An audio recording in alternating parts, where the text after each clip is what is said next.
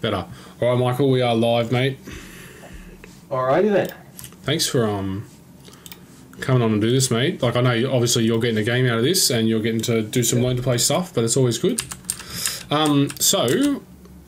I'll just quickly go through a couple of real quick things just for everybody else. So, which, like, Marvel, like, how many games have you played now, Michael? 1? 1.5. Yep. It's March. Perfect. So, like, I'm not going to be sitting there, like, this isn't going to be a learn to play stream, as you know, where I'm like, go to this page of the rule book and we're going to do this, because I don't read the rule books. But I will teach you how I got taught. Fair enough. So, I know you've done a heap of competitive stuff with X-Wing, so I can give you the competitive side of it. Hang on a second. And I've used TTS reasonably large amounts, so I know... One sec, Michael.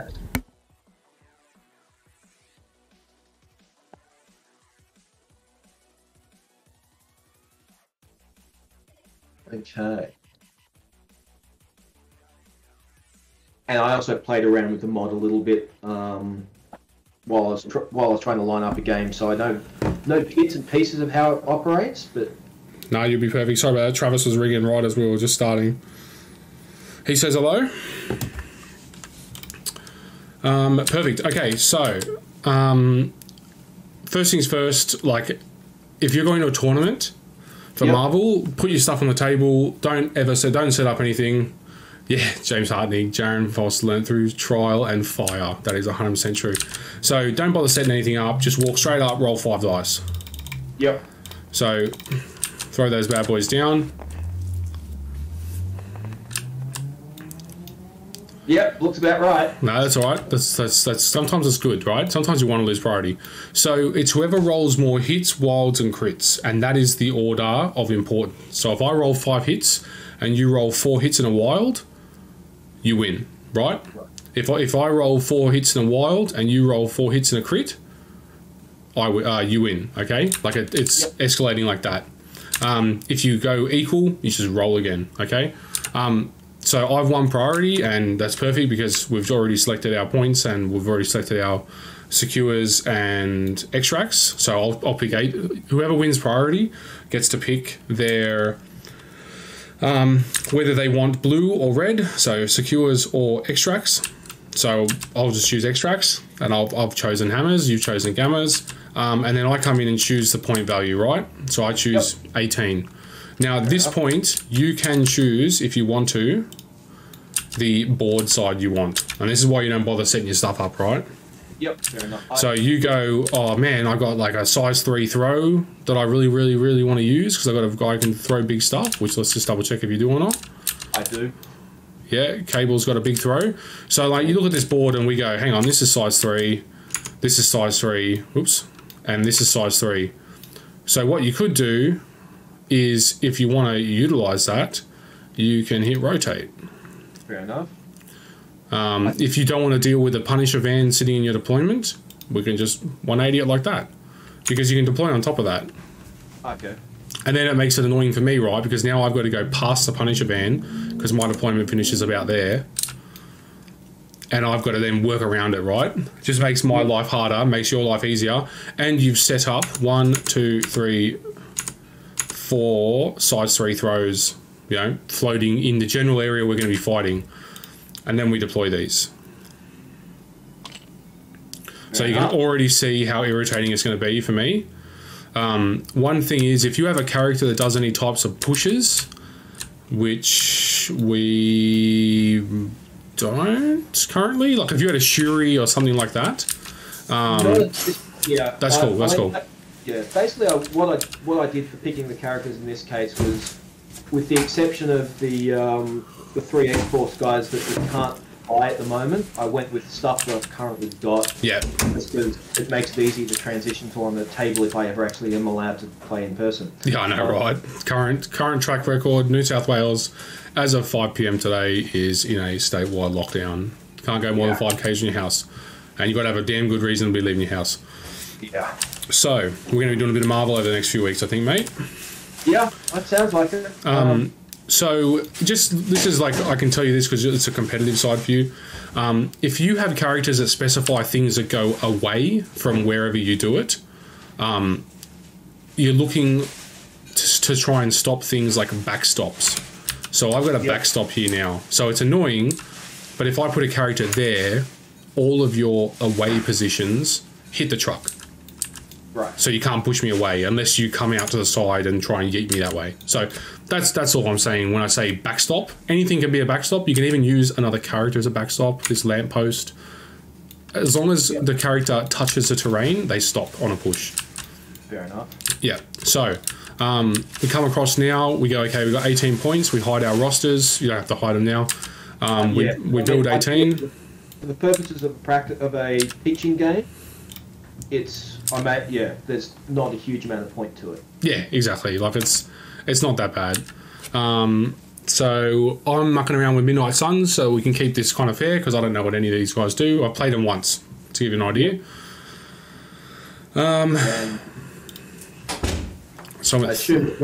Under normal circumstances, once you've got your cards sorted out, you hit auto activate and it all shows up. Exactly. So I've just this roster for me, I've just thrown in a bunch of characters that are affiliated with Midnight Suns, and I just threw in some new stuff as well. So I've got 4 that are properly Xforce, and then Taskmaster. Perfect. Taskmaster is so Taskmaster, I don't know if you know this, is Rogue Agent. Yeah. He counts towards affiliation, but that's where it stops. So if it says a friendly Xforce character for the... So we got one here.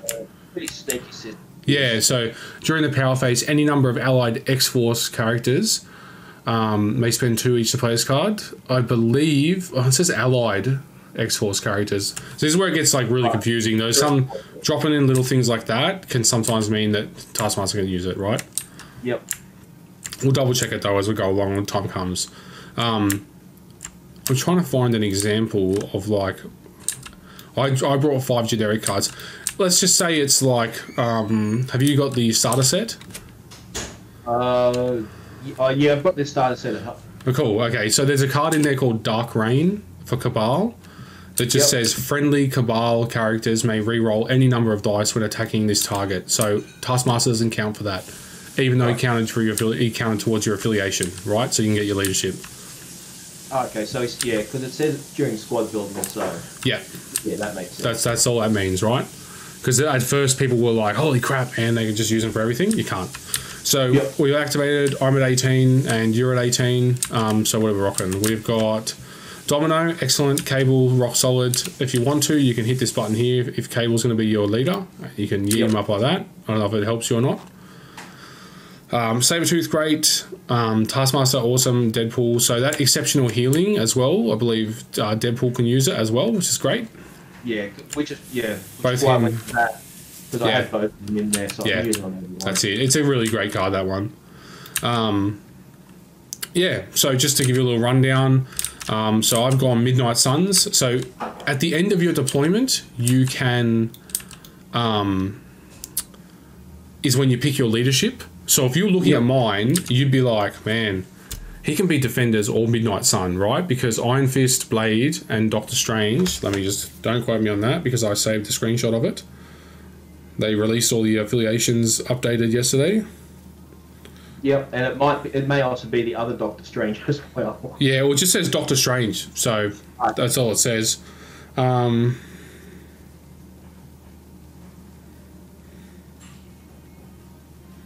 Where is it? Travis sent it all through. Just bring out the pictures. I just want to, so I don't want to make a liar of myself. Defenders, Blades and Defenders, and Moon Knight. Cool. So, it's at the end of deployment is when you choose your leadership. Now, normally that's supposed to come up with like when you got like Mystique and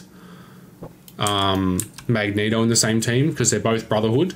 I believe I have to select my affiliation beforehand, I want to say, but somebody in the comments on YouTube can tell me otherwise because I haven't seen any writing that just says pick your leadership if there's a choice. So I'm obviously going to choose Midnight Suns, but I technically could choose Defenders as well. Yeah, I think with what I've selected, depending on which guys I pick, as long as I've got, if I take 2 defenders and 2 Xforce and Taskmaster, I could potentially pick either one. You could do anything, yeah. You should have. I mean, you could even play leaderless as well, right? You don't have to have the leader to be affiliated with that. Yeah. But for the purposes of tactic cards and things like that. Like Spider Foes right now typically plays leaderless because Goblin sucks. But their tactics cards are awesome. So they just drop Goblin and bring in powerful tactics cards and just bring in 5 good characters. Alright, so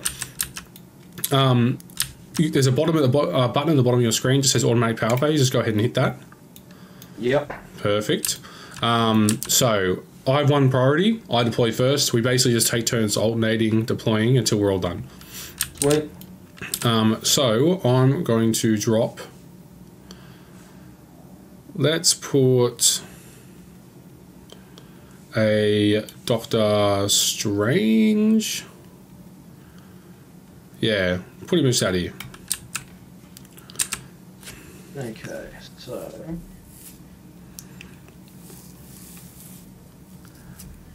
what I might do is grab Sabretooth. Yep, you can deploy on top of that building. I'd probably recommend doing it as well. And what happens for getting down? So getting down, nothing. You just move your speed. Okay. Climbing is basically going over a terrain size piece that's bigger than you. So size 3 and up for Sabretooth. Yep. No, size 4 and up because he's a size 3. He moves the shortest move possible. Okay. But going off terrain, irrelevant. You still move your long. So okay, fair enough. So he just goes long to get off there. Yep, so he launches himself. So that's how you... So if you have a choice of deploying on terrain or off terrain, typically I would say if you think it's going to be inconvenient, deploy on the terrain. I'm going to put Baron Mordo. See, look how annoying that is already for me. So I'll deploy up against that. Yep. Sorry, just gonna slide him up. There we go. Yeah, Tiberius and Twitch Chat just said jumping down from a building is a superhero landing. Therefore, you go maximum speed. So, a couple little tactics for you. It's up to you if you want to contest this. Obviously, I'm going to activate first. Yep. So, you probably should put a character there that at least can move to one of these middle ones. There's just a tactics choice for you here. Yeah. And I figure if I've got Deadpool and Sabretooth on the sides, they both have regeneration, so... Yeah, so the gamma damage doesn't matter as much. Now, the reason I say it's tactics-wise is you need to put a character there, because if you don't, I just activate my character this side and take that one, and then you don't actually have anyone positioned to take this one. That's the only reason you do it there, but you put them in such a way that it's like they can do both. Yeah, that's all you're going for. I'm going to drop old Iron Fist right there. Fair enough. Let's go for... Yeah, we'll go for a bit of task mastery. Nice. I'm going to bring in Blade. Right. I don't actually know how that works there, but I'm going to put him there. Blade's done. Domino. Excellent. And I'll put Moon Knight on this side of this silly little truck. Chimoked. Yeah, Streamlabs doesn't like capitals. Still for the life of me cannot find a setting that says let that happen. And we'll get Cable standing up in the middle. Perfect. Awesome. So, this is the button here that turns on and off deployment lines. I'll just turn it off for us now. Yep. So you already knew, obviously, from your deployment that with this game, within is just touching. You just have to be touching that range band, and you are counted as within it. Fair enough. Oh, I'm ready, Jamoked. I'm ready. Awesome. So, we're already on turn 1. We've done our power phase. Now we start. So, Sabretooth, Deadpool. I think the safe play here, which is not going to get me absolutely smashed, is to do a Doctor Strange. Go for this.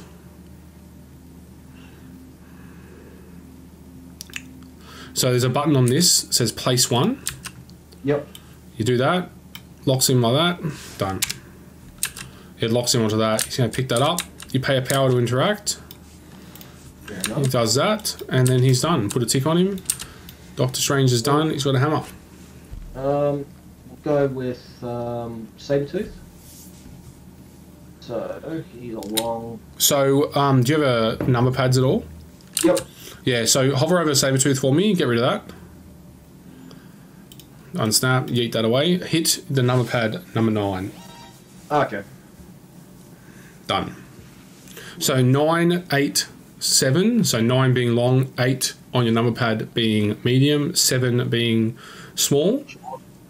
Yep. And then obviously the ranges are 1, 2, 3, 4, 5. 1 being 1, 2 being 2, 3 being 3.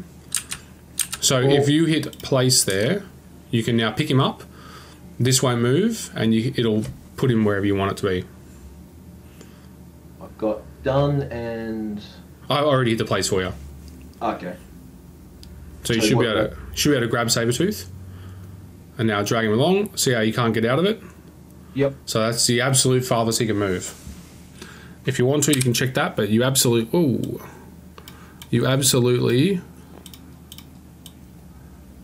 Ooh, hang on a sec. I'm just trying to fix this for you. There you go. Long movers that are small bases cannot make it to the middle objective in one move. Fair enough. But I'm probably not attacking this time. He doesn't have anything long enough to attack with anyway. That's it. So... may as well. So yeah, and the keypad 0 key gets rid of all your tokens. It resets it all the way. So if you hit the number 1 on that Celestial Hammer, perfect. Drag it around to where you want to sit. Keep going around, unless you want to sit out there, that is.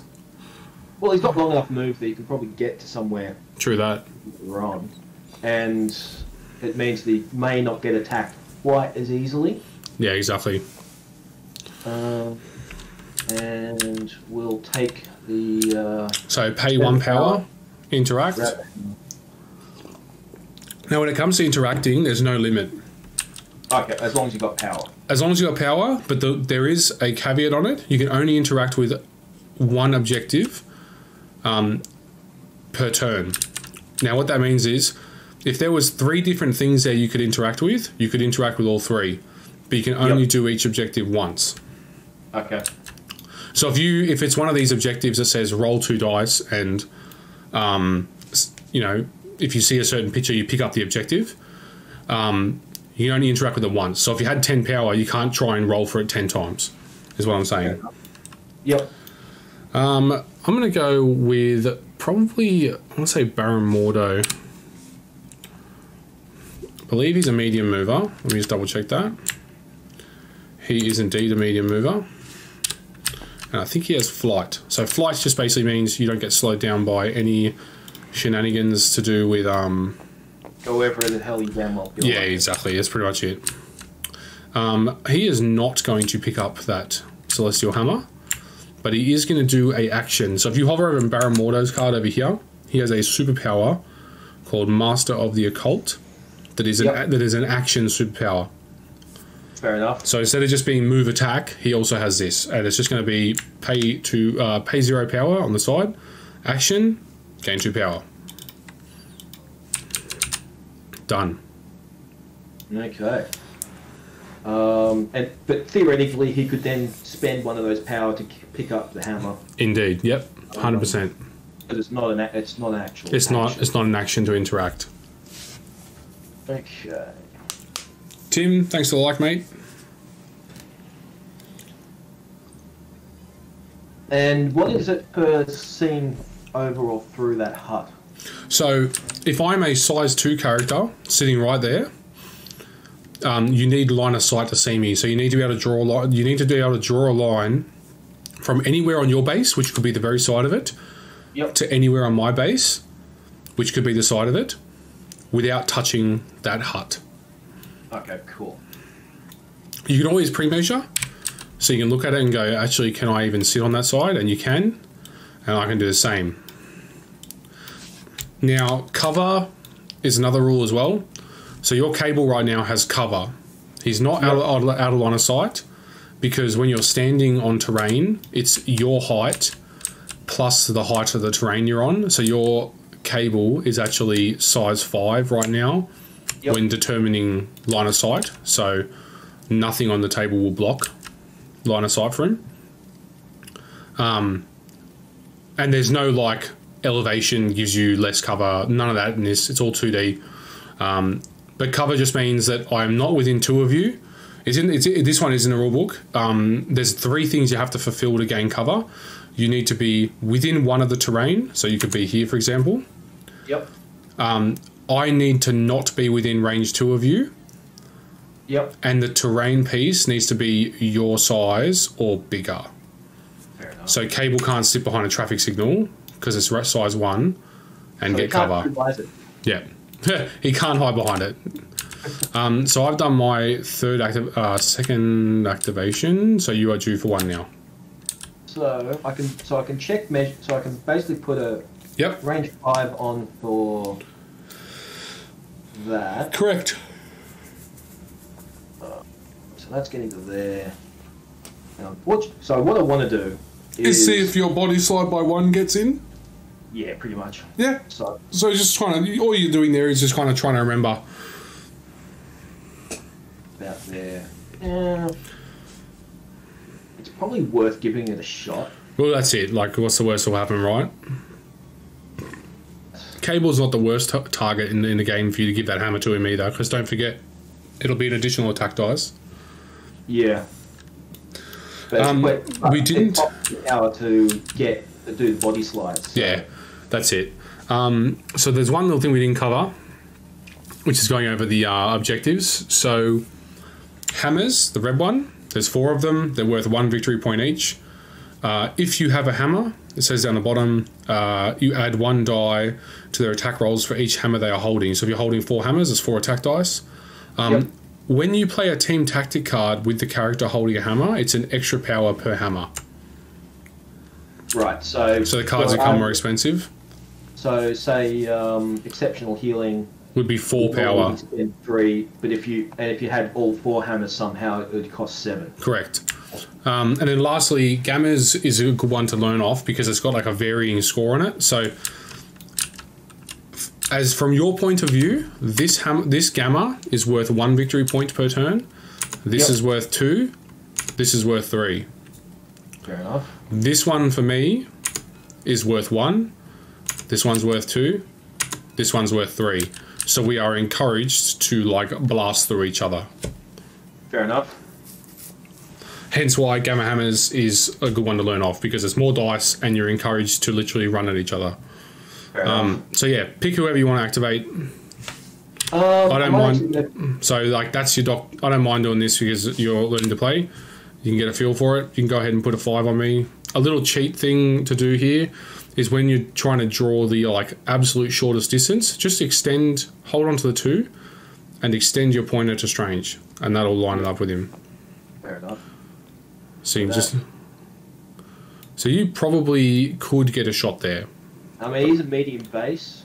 Yeah, he's a big boy.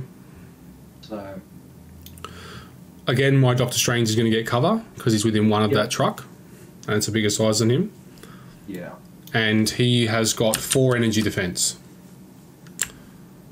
And you've got only 5 attack dice. So the odds are not in your favor to do very much damage. So that's why I'm like, I don't know if it's actually worth you going for him yet. Yeah. You're going to go for him eventually. Yeah. I might actually go for Deadpool first to see how he goes. Yep. And the other thing we forgot to cover with the hammers, during the cleanup phase, which is when all of our stuff's done, both of us have activated everything, we then go to the cleanup phase. Each character that is not within range 2 of a gamma shelter suffers 1 damage. Yep. So, a little something for you there as well. So my Strange is going to take a damage. Yep. And your Sabretooth will as well, but he can heal it next turn. Yeah. Yeah, I'll go for Deadpool, who's a medium mover. Yep, so hit number 8. 8. Hit 0 and then hit 8 again. You'll get rid of the 2. Okay. Perfect.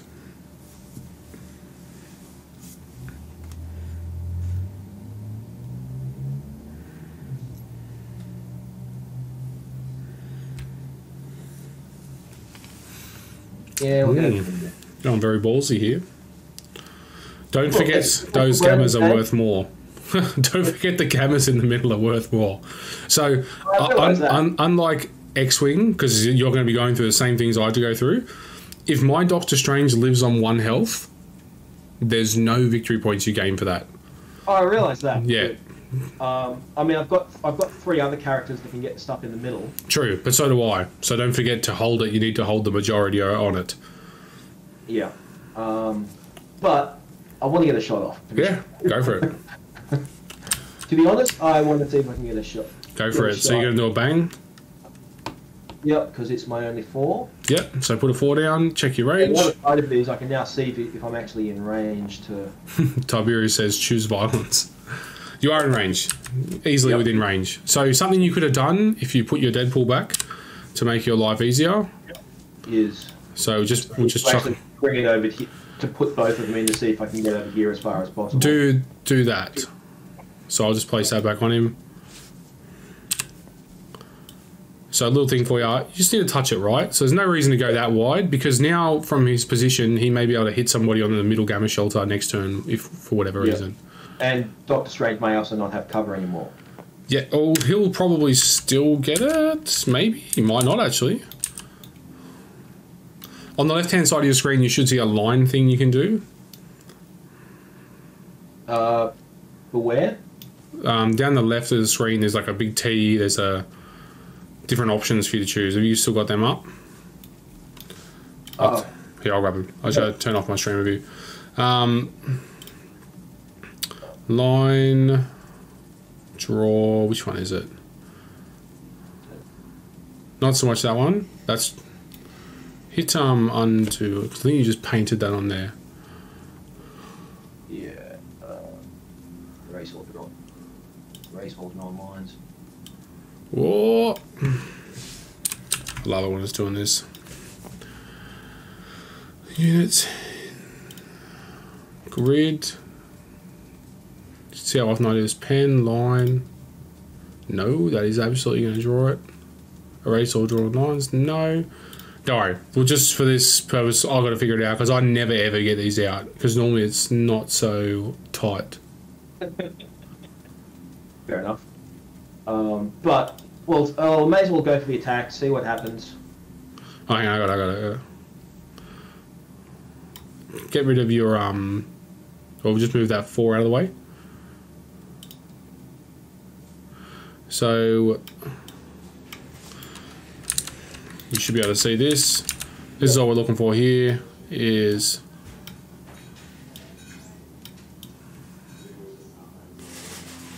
yeah, it's locking onto the center of the base. Yep, hang on. There we go. Got it. Now it's doing the edge, but if we extrapolate that, actually I know how to do this. Just go from behind. Done. So I would say that no cover. Cool. Happy with that? Yep. So all I did there was I just started the line from behind. Yeah, so you can line it up. Easiest way of doing it. When you're getting close, it locked onto the center of the base. Yeah, which is a pain in the butt. Awesome, so you get to roll some dice. So you know how to read the attacks, which is range 4 dice. If you roll a wild and a hit, you get to make another attack. And I've got a reroll built in, and I've got an Xforce. Now, importantly for the Xforce one, which is why a lot of people think Xforce is one of the weaker affiliations, each allied character, so doesn't have to be an Xforce character, so that solves our argument from before about that tactic card, so it has to be an Xforce character for your tactic card, may reroll 1 dice in their attack rolls once per turn. Yeah. And like I was texting you the other day, the turn is Deadpool's entire activation. So when you look at characters like Web Warriors,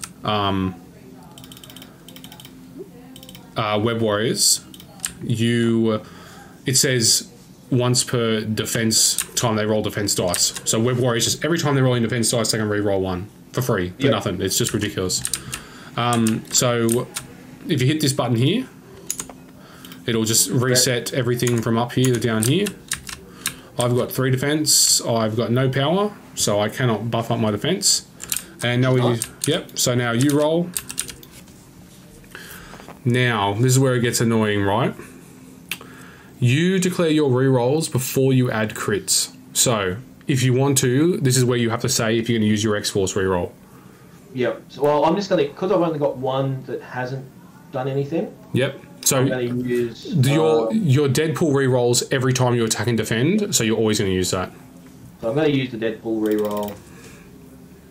Doesn't help, but it does trigger the bang bang. Yep. And I've got 0 blocks, so I'm going to take 3. Wow, nice one. And that's my what is it? The builder one. No, it's not. Yeah. So unless it says gain power, you do not gain power. It's just shoot you. Yeah. So after the attack is resolved. You may make it another bang attack, so it's if you rolled the first thing, which you did. Yep. It must target the original character. I'm okay with that. And now you're looking to do a bang, bang, bang. So 2 hits in a wild. Yep. So you roll. You're probably going to straight up, or you're going to use your Xforce reroll, yes? May as well. Use both. Say you're using both, because you can reroll the same dice twice. Yep. May as well use both. So yep. We'll go with Deadpool first. So I roll my dice now. Oh, I have to declare if I'm adding dice, and I will. Yep, fair enough. So Doctor Strange has a reactive superpower that adds 2 dice to a friendly character, including him, in his defense. So I've gotten 3 so far. Yep. Now I add in my crit, because I don't have any rerolls to do. 3 blocks. Thank God you didn't nail me with another one. So I got 3 blocks, and he also has a superpower that says, he's got 2, which I should have used one before, and that was my bad. Hey Darren, how's it going? So he's got Eye of Agamotto, which is when this character may modify and reroll skull results. This character may reroll all of its attack or defense dice once per attack. Yep. So that's every time I roll dice for attack and defense, I can just reroll the entire thing. I've also got the Shield of Seraphim. When this character rolls dice, after the effect is resolved, it gains 1 power if it rolled at least 1 shield. So I rolled a shield, so I gain a power. You rolled a shield, so power anyway. Done deal. That's it. Yep. Cool. That's your Deadpool done. So put a tick on him. Getting a little spicy there. Who are we going with next? Got Iron Fist, got Moon Knight, and we got Blade.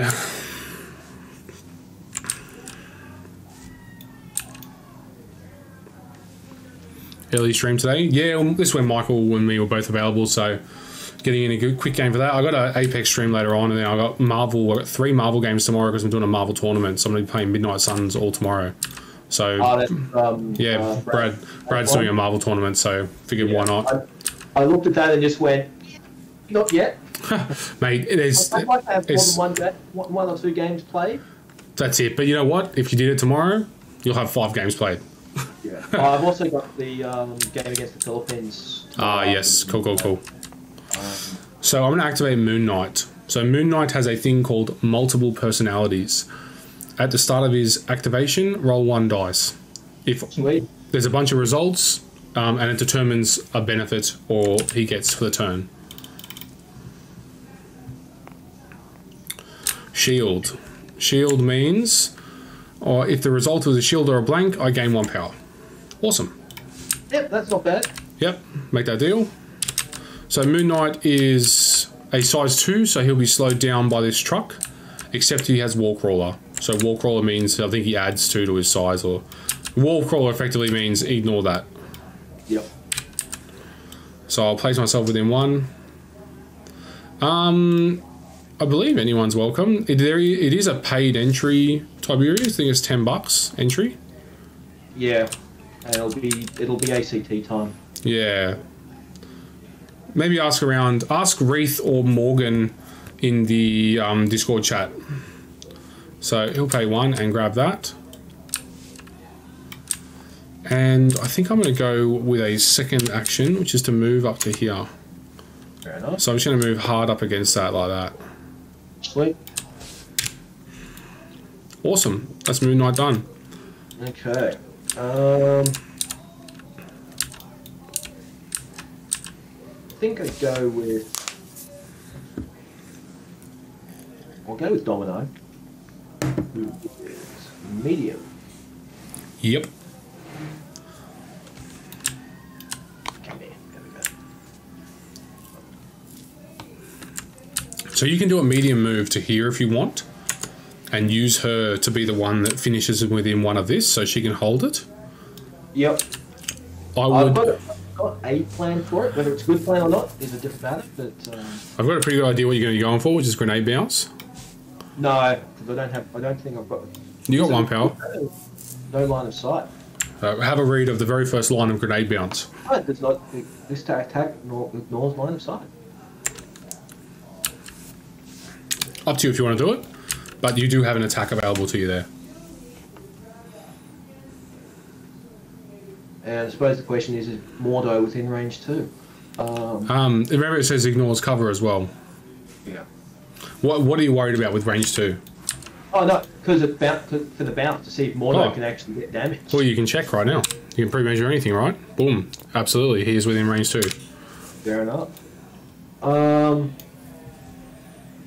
no, forget that. Yeah, actually, moving her up. So I'd recommend probably putting her maybe here, so Cable can go past her if he wants to.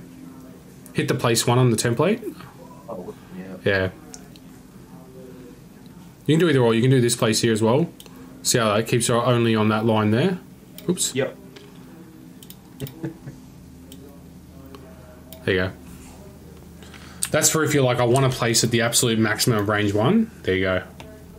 Yep. Done deal. It's a nice easy way of doing that there, because you're definitely within your movement range of doing that, and now you're within range 1 of that. So don't pick up the hammer, because then you can't do the grenade bounce, but at least then you have somebody holding your home objective. Yep. And now you don't have to use Cable or Taskmaster to hold your home objective, right? So hit 0. Yep. Pay for the cost if you want to do the grenade bounce, or move again, up to you. No, well, at the moment, I may as well go for trying to inflict some more damage. That's alright. We're going to go for choosing violence. Grenade bounce is absolutely choosing violence, because it has an auto incinerate, which is me. I roll less defense dice until I get rid of it. So we're within range. Go for 4 dice. Yep. So you roll and then declare re-rolls, and then let me... Yep. Don't do the re-rolls though, and then let me roll. Fair enough. Nice, you got 2. I think I'd be using my... I've got 1 re-roll, I think, at the moment. I think it's in my... You got your Xforce re-roll. Add to your attack or defense. Yep. And I don't have the power for probability manipulation. Yep. So I think I just used my... Xforce? Xforce re-roll. Solid. So go ahead and re-roll one of the shields. 1 shield. Re-roll that. Ooh, thank God you don't have power. Yeah. So I have 1 block. I don't believe I have any defensive re-rolls for Moon Knight. No. Yep. Ooh, hang on. He's got stealth. I've just mucked you up. Ah. So feel free to change that whole thing, because I don't read my cards. Stealth means you have to be within 3. I'm positive you can get within 3, because you had heaps of movement left. Yep. So feel free. Do you want her to continue doing this attack? You can always just grab that hammer on the way through with Cable, or grab it on the way through with what's name? With 1. Yeah. So done deal. Yeah, may as well go, and I've got to be within range 2 of the hammer, don't I? Yeah, which you're easily within range 2 of. Sorry, the gamma. Yeah. Yep. So I may as well continue with the attack. So I take 1 and I gain an incinerate. Then we get the incinerate, and then we get swirl for explosive. Yep. So what's that do? 4 damage dealt each. What is it? Other enemy characters within 2 of the target character suffer 1 damage. So my Mordo takes the damage as well. Solid. That is her done. Her done. Tick. Very nice. I think I'm going to go with...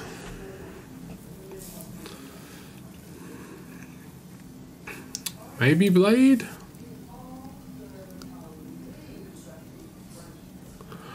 How close does Scientist need to be to actually do this big old kick?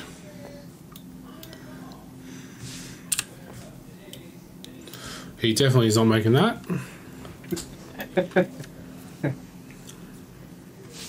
Ambitious. So I'm going to bring him up, sit him onto... Wow, this is annoying. So what you're saying is we need to throw that hut at some point soon. Yeah, you need to throw the hut. I'm going to sit into this corner just here, and hopefully I can grab it. So I use both my moves, slot in like that. Yep. Make sure I'm not overlapping my characters. Show him a little bit. There you go. Done. Yep. Nope, he's not within one. Okay, so I think what I do is go for Taskmaster.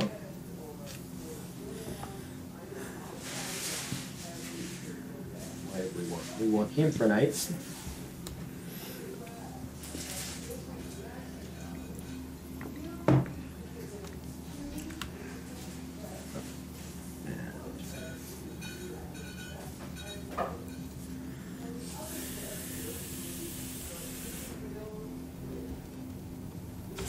I've used T. So I'll get him to there. So he's within one of the Yep. the hammer. Easy. He'll spend the power to grab the hammer. Yep. And then for his second action,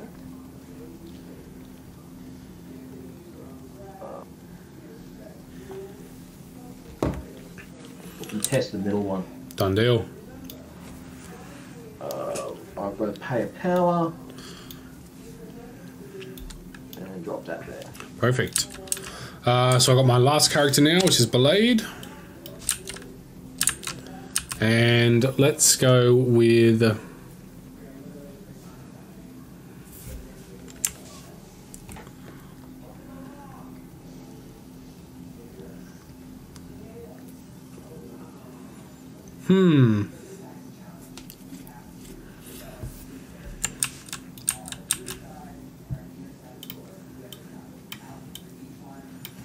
So let's move him up here.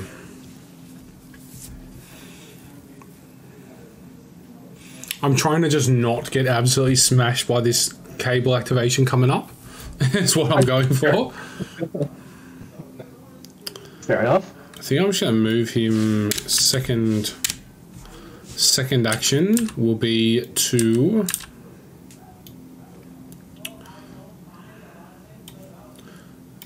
slot in right there.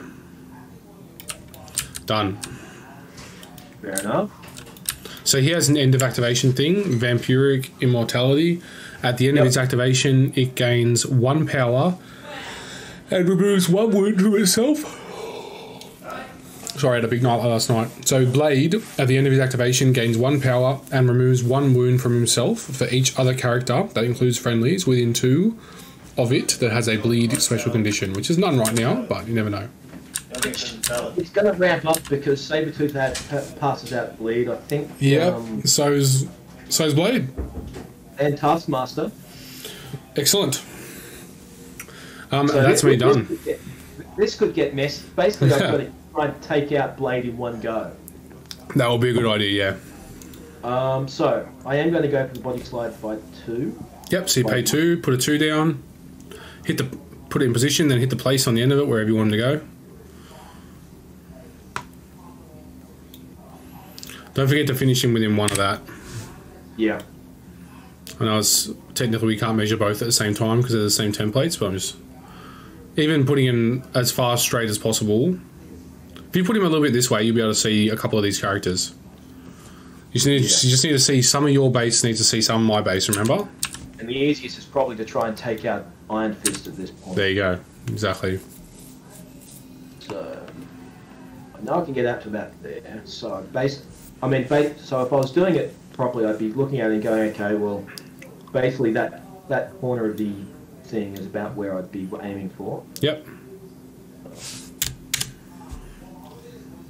So what we want is... That looks like it's going to be within range 1. Probably about there is good. Don't forget your range 5, which is a long way. We'll go for there.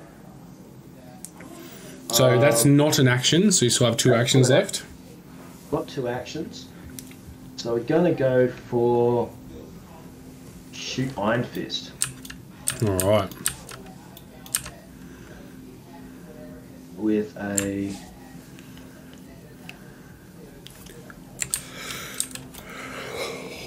five dice energy. I've got 3 defense. Got any other shenanigans? Within 3, I gain martial artist, which is not right now. So I think I can take this first hit. Yeah, I don't think I used my reroll on this one. Good idea. But you rolled the wild, so any wild triggers that go off don't need to do damage. I could have rolled 10 blocks in. You'll still incinerate me. Nice. We'll try that one again.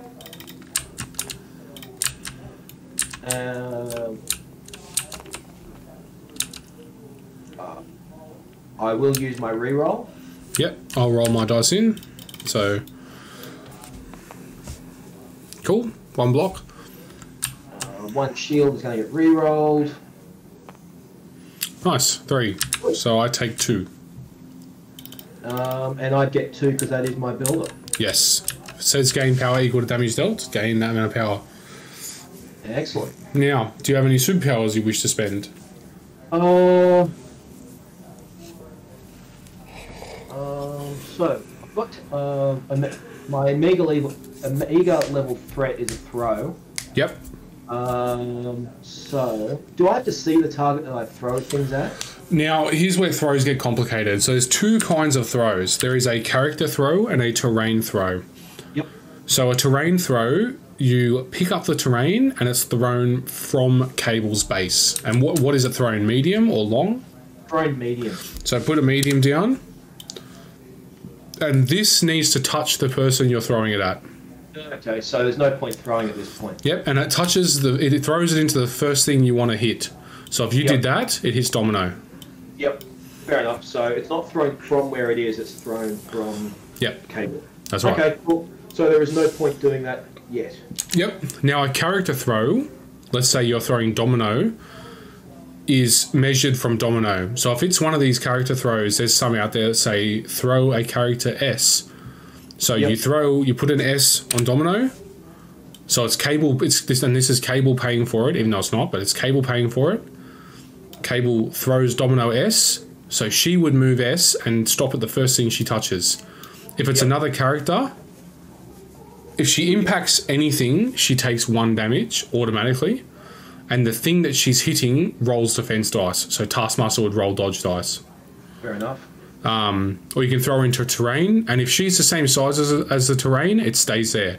So you could just continually throw her into that pickup truck over and over and over again. And it'll never destroy the pickup truck. But you throw her into this lamppost once, destroys it. Fair enough. Okay, in that case, there's no superpowers I can use at this point. Cool. So hit the tick on him. Excellent. So I'm going to hit the bottom. There's a button called Automatic Cleanup. I'll hit that because it does it for both of us. Fair enough. Removes all the ticks. I have priority since you were the last activation. It's already moved us to round 2, and now we count up our victory points. So during the cleanup phase, Doctor Strange and Sabretooth will each take 1. Yep. Now, we don't gain power for it because it's not an enemy effect doing it. Fair enough. So you gain power anytime I do damage to you for any reason. But if you do it to yourself, you don't gain power. The best example of this is bleed. So if you still have a bleed on your character at the end of your activation, even though I put the bleed there, you still take damage, but you don't gain power because you did it to yourself. You could have shaken it. Yep. That's how I remember it. So spawn a token if you want. I'll just grab this one because I haven't put a image on. Yeah, it'll just put a question mark on it if you want. It'll track it for the streamer view, that's all. Perfect. Yep. So, count them up. We each hold our home objective. Yep. So, and we each hold 2 hammers. So that's 3 each. Now, I have 2 characters. The hell? How's my iron? Oh, my iron. Oh, yeah, my Iron Fist apparently is within range of that hammer. That gamma. It didn't show up over his head before. Let me just check him. Nah, I can see what's going on. When Blade came up, it pushed him up a little bit. Oh, okay. See how he's underneath it? Yep. You can never ever be underneath terrain to move away. Unless it's just been thrown at you, in which case it's a temporary state. That's right. Cool, that's better. I didn't think I was in range. So, we both have a single healthy character contesting this middle objective, so no one owns it. Cool. Unless you're Criminal Syndicate, where all your healthy guys count as 2. Which we're not. We're not. So, 3 apiece. We're going into round 2. Hit the automatic power phase for yourself. Automatic power. Perfect. So I think I have to activate Doctor Strange here. Oh, Deadpool I think is also... Oh yes, he'll take a damage. Yep. Deadpool will also take a damage. Now, I have to activate Doctor Strange because he's the closest one for me to dying. Gonna move him a little bit closer. Yep. So I can measure maybe here. Nope. Technically, you can't use the base as part of your measurement, so I'd have to check that before I moved him, by the way. Fair enough. I didn't think I could make it anyway, so I'm just going to throw him down. Yep. Now, do I want to just start my turn by running him away? He does have a hammer.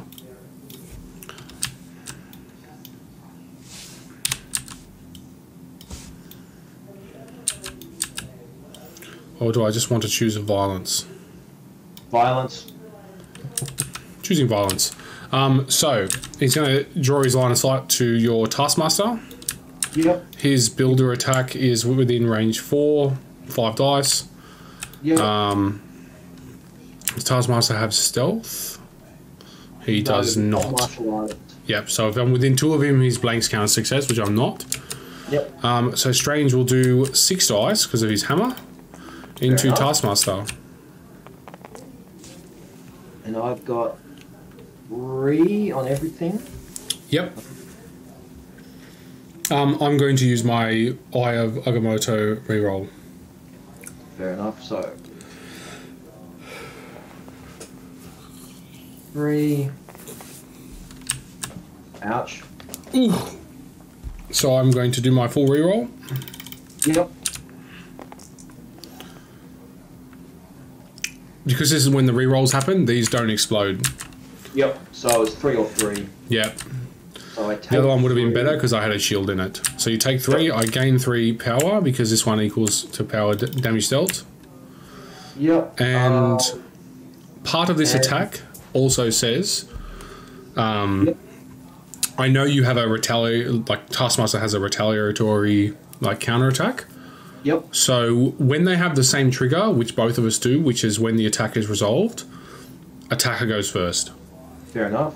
So mine is push the character S. Now Doctor Strange is a bit of a demon because it doesn't have a direction on it. So I can push you 360 degrees, and I'm going to push you. Before you move, just so I can find out whether mine would have triggered. Yep. Just for curiosity's sake, knowing that I can't use it, so I would have been in range to use it, but obviously now I'm not going to be. Yes, now you're not going to be. Sweet. So there's a throw push button just there, which I'm now going to use. See, I can no longer move him anywhere else. Yep. And what you do is you measure, you pick up the character, follow the shadow, first thing it touches, it stops on. And Doctor Strange will also use his superpower, the Oster's Refuge, how you say it. 3 power. This character or an allied character within 2 of this character may removes up to 3 wounds. Can only be used once per turn. So I pay 3 power, remove 3 damage, and that's it, I think. Fair enough.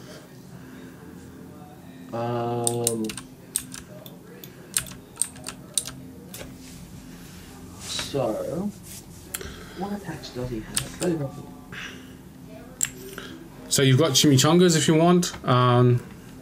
Which has to go on to Deadpool to begin with. So add a chimichanga objective token asset to the game. Deadpool is holding this token. At the end of the character activation, If it's holding it, you gain 1 power and may remove 1 wound or special condition. That's great. Yep. Cool. We also have, during the power phase, any number of allied Xforce characters may spend 2 each to play its card. Enemy characters must be within 2 of the characters to spend power. So that was, I didn't give you an opportunity for that. It wouldn't affect Taskmaster. It'd only be Deadpool. It'd be everyone but Taskmaster. And most of my guys didn't have enough power to do anything anyway.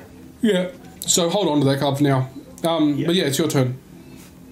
What we'll go with is...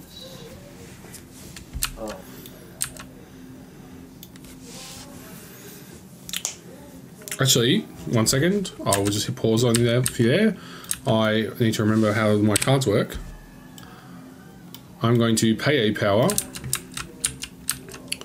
to utilise my Midnight Suns leadership and place myself within 1. Done. Thank you. Now I'm within range of the old Gammas.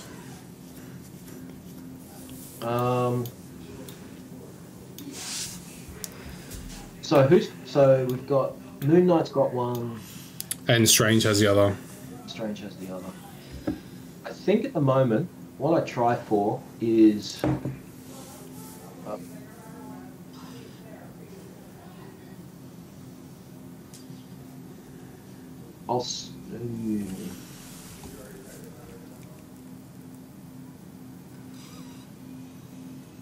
Defending, okay. So that's defending. I'm gonna start with Taskmaster. Yep. He's gonna go for his shield throw. Yep. I mean, check your ranges, obviously, because you're gonna have to do a move anyway, right? To get back within range. So your mnemonic technique is a great target. That's your bottom attack. 2 power. Add their defense dice to the roll, so it can be... Yep. You've got a hammer as well? Yep. And I'd only get one attack anyway. Exactly. So why waste it on a throw? Yeah. Well, I was going for it potentially being a 2-shot thing, but yeah, fair enough. Yeah, so the way the dice work in Marvel is obviously more dice in one attack is better than lots and lots of little attacks. Yep. Unless you've just got unless you need to do like daze 2 characters to win the game or something like that. Yeah, then you can look at it. And I suppose I'm better off at the moment not going for somebody who hasn't activated yet. Exactly. So I mean, I've already got priority, but you got Iron Fist is sitting there with a Incinerate. Has only got 2 defense dice, so you can move yourself to like the corner here, because you remember only the edge of you needs to see Iron Fist to attack him. So you can put yourself tied in right there. Draw the edge to edge. If you hold T, it drags you on the ground. So if I get to say there, I can still see him. Yep. Get within range 1 of the thing. Yep. And doing a pay 2 power and doing a mnemonic technique. Yep. Sounds good. So I'm going to pay the 2 power. Yep. So your red defense is 3, although I'll only be rolling 2 because of the Incinerate.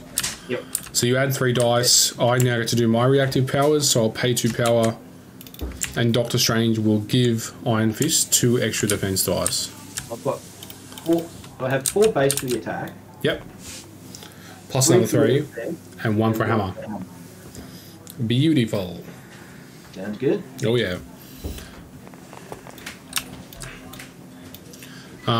You're obviously going to declare your reroll, which is your what's the name?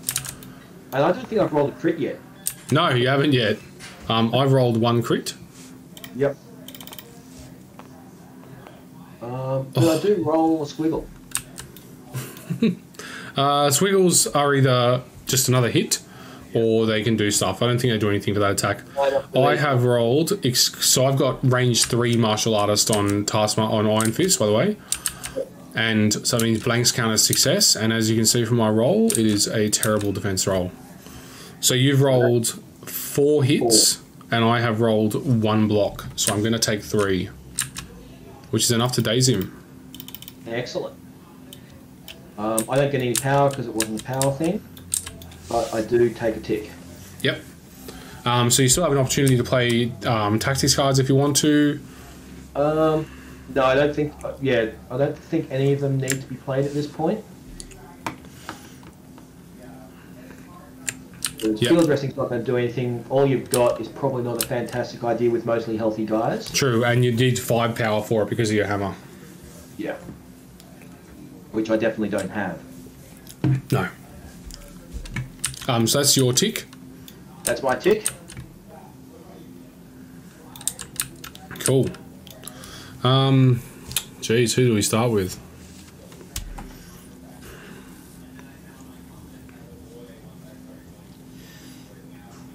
It's a tough call. You're making this very hard. Excellent. I think I go with Blade.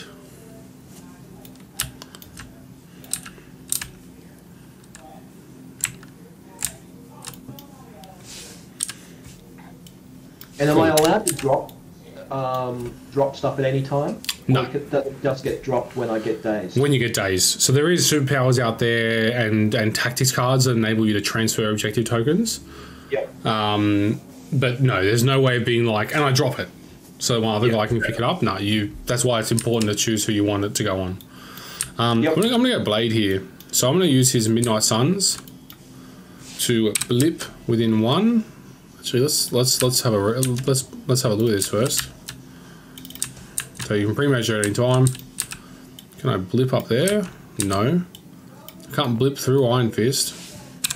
Is it not big enough? That's it. I don't know if I can...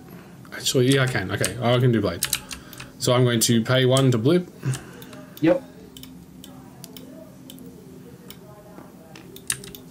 Just going to tuck him in a bit. Bit too much. Right there. We have got range on Taskmaster, so you're not going to have cover because I'm within 2 of you. Yep. I do get my martial artist. Martial artist. Except this is a mystic attack. It's a mystic katana. Yep. So I would get it, but otherwise not. Yeah, you would get it normally. I'm going to pay 2 from Baron Mordo as well. Is this the point where I have to pay for Cable, or do I? Yeah. Yeah, can Cable do other characters? Okay, shield. So I'll get 5. Yep. Defense. Yep. So I'll pay first as well. So I'm going to pay for Mordo. Yep. Which adds 2 attack dice. So I'm going to be 7 Mystic.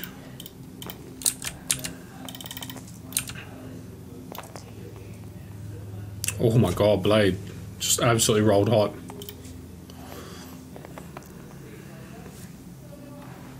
I got one crit in there. Oh. So I've got 6, and Blade has Pierce. So change one of the defending character's crits, wilds, or shields to a blank result. So you've actually got none. So you take how much damage? 2? How much health do you have left? 3. You've got 3 health left, do you? So you can only take up to your health value, so you're going to gain 3 power as well. And be dazed. And that means you drop that token. Yep. Now you can drop it, I choose where you drop it, and it's anywhere within 2, so I'll just drop it on Blade and pick it up. Yep. Which will be 1 power. And now we have a second attack to do. Do we send home some throwing glaives? So Blade also has, after the attack is resolved, the target gains the bleed special condition, but because you are dazed, as you don't get, you don't even receive it. Because conditions that, like, you'll see my Iron Fist still has the condition on him for incinerate. So if I do happen to field dress him, he still has it. So things like bleed and stuff do stay on you until you are until you flip onto your injured side. Okay. Yeah, So unless you does that shake him. So he should get bleed. At this No, point. because it's as attacker after the attack is resolved. When we resolve it, you're dazed, which means I can no longer interact with you. And I also assume that because I'm dazed in this case, I can't use the photographic reflexes. Correct. Cool. So I've got one more action left. I think I'm going to... I don't think I want to get blitzed by your cables. I think I might just move back. I'm going to move him, okay? To here. Yep. Oh my god, that just absolutely went horrific. Let me just fix that up. He was Let's dead hit center. everything on the way through. Yeah. And I'm going to tuck blade in here tight.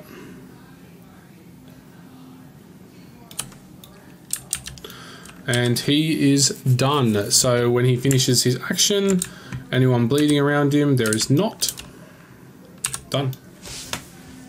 Yep, and he's not taking any damage anyway, so... Correct. I thought about throwing out some 5 dice throwing stars. But throwing glaives, but I thought, oh no, I'll hold off. Fair enough. For healing factor, when does that kick in? End of your turn. Before the bleed. As far as all accounts and everything I've read says it's before the bleed. Sweet. So it's like you heal first, then you take 1 bleed damage if you happen to be bleeding. Or take 2, in Deadpool's case, get 2 back then. Yep. Do stuff. Okay.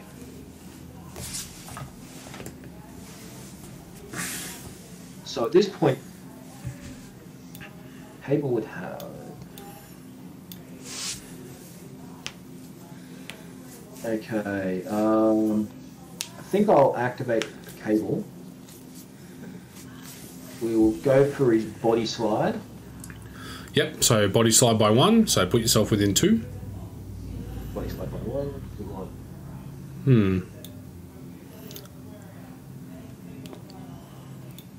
There we go. Was being weird. Very nice. So obviously you only need to see the edge of me, so make sure you finish within 1. So before, this is a little thing you can do for competitively. You know that you can make it past range 1 of the gamma shelter. So take away the 2.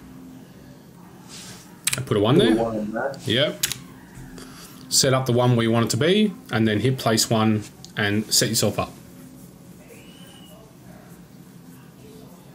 So go to about there.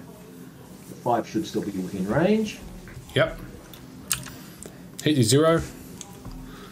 Hit your 5. Easy. Cable's good against Blade, so Cable has some defensive tech for physical and mystic attacks. Yep. So if I'm doing energy against Blade, that's probably the best one to shoot to attack him with anyway. Correct. Yep, we'll go for an attack. So I've got 3 defense, I believe. Yes. Yep. I've got no power on Doctor Strange, so I can't buff it up. Excellent. And that's it. Yep, we'll go for Blade. So add any hammer dice that you're supposed to have. But he doesn't have it. He doesn't have it. 4, nice. Declare your rerolls if you want to use them on this attack or not. I'm gonna risk it and put it on the next one. Cool. I'm gonna add my crit in. 1 block. I take 3 on Blade. And Blade will get... Do you roll a wild? No. So no incinerate. Yep. But we will go for that attack again. Yep. Don't forget to gain your 3 power. Yep, I've added the 3 power. I will be using my reroll on this attack. Yep. So add your crit and then do your reroll. Nice. 1 reroll. Oh, great reroll because that is enough to daze him. So that's a little note for self for me. Blade does not like energy attacks. So you place this. Get rid of your 5 for me. Yep. Within 2, you can put this hammer down. Okay. I think we'll put the hammer down. You can place it anywhere you want. So if you want to go, I want to go towards Domino, I want to go towards Deadpool, whatever you need. I think we go towards Deadpool. Yep, so hit move the 2 to it. And then hit the place 2 and put it wherever you want. Yeah, that should work. Alright. Now, and I'm still not going to be able to throw medium at this point. No. You start body sliding up. Yeah. We can sort that out later. That's it. I mean, for the moment, it just means that... Oh, and how many did I do there? 2? 3. So you should have 6 power sitting on him right now. Yep. Because if nothing else, it means I've got power to telekinetic shield wherever the hell I feel the need. Exactly. You're good to go. And we get green dots. He gets the tick. Very nice. So, let's go with... I think we have to do Moon Knight here. Moon Knight is going to move medium to here. We're choosing violence. Yep. He will pay 1 to pick that hammer up. So now he has 2 hammers. Keep in mind. Oh, hang on, 1 second. I gotta roll my dice for Moon Knight. A blank. What was a blank? Shield a blank. It gains 1 power. Lovely. Alrighty then. So. Oh, this could hurt. Ooh, I'm going to play an advanced R&D. And I'm going to transfer 1 power from Baron Mordo to Moon Knight.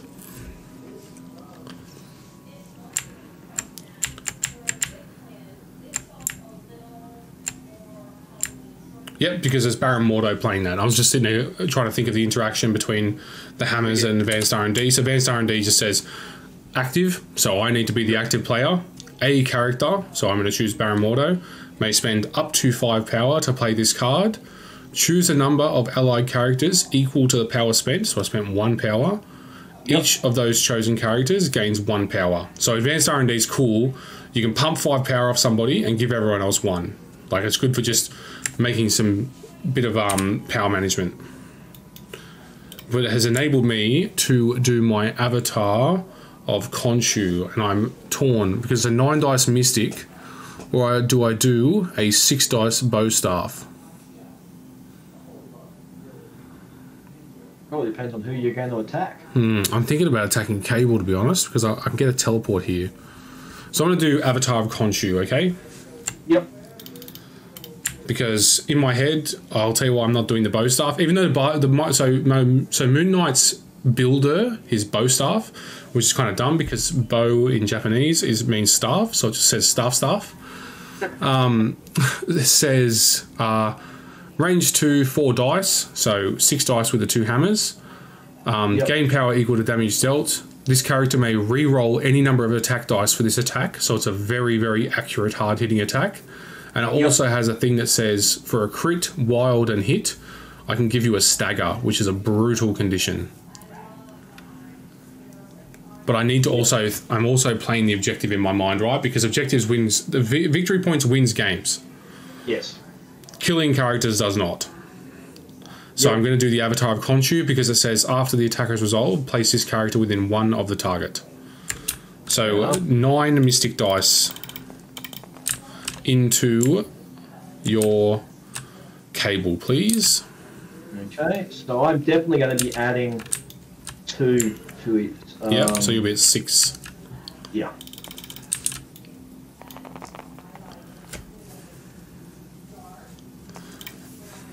So I've got no rerolls.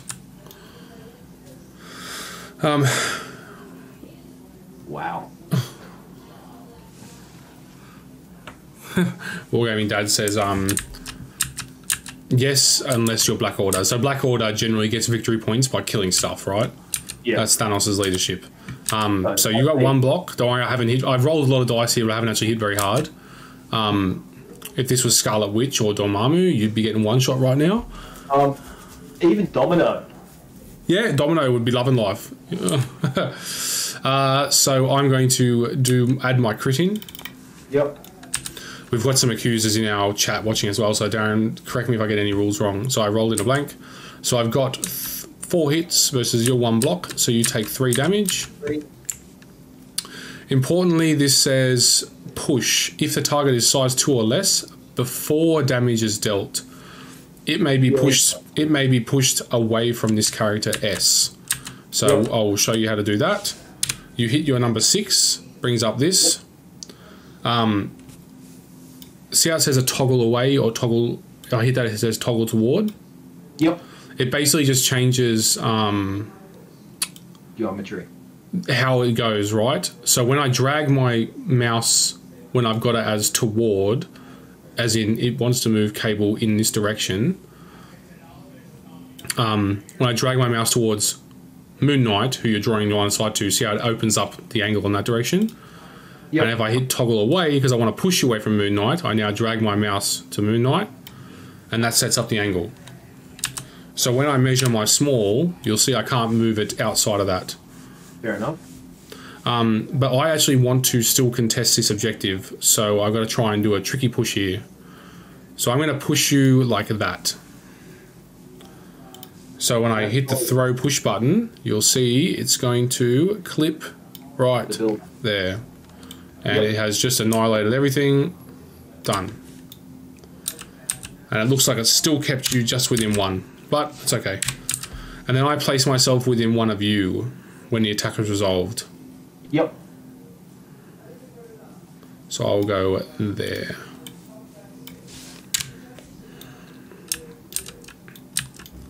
Which is a very ballsy play for me, and you're probably going to absolutely unce me with Deadpool and Domino, but I didn't come here to not let you roll dice. Fair enough. And that's it. Yep. Well, I think at this point, so in terms of just testing to see whether something will work, yep. There's no way in hell he's going to be able to get close enough. Looking at Sabretooth. Sabretooth. So hit your 9. If you want to see his move. I meant to attack this round. You'd be surprised, and long moves are very long. He's got to get within range 2. Of anyone? Well, somebody that's not being dazed. So these 2 characters. Yeah. I think that's just not quite right. Don't forget, no one's holding this point right now. Yep. Everybody there's dazed. Yeah, so I don't think I'd go for Sabretooth just yet. Because he's not got enough power to do anything. Yep, so hold off on him. So look at Domino or Deadpool. Yep. Who plays them anyway? Utility Cookie? Mate, you play them. Didn't you write a whole article on them? I think...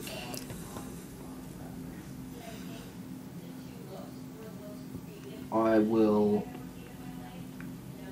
This could be the wrong option, but I'm going to put the chimichangas on... Deadpool? Deadpool. Got it.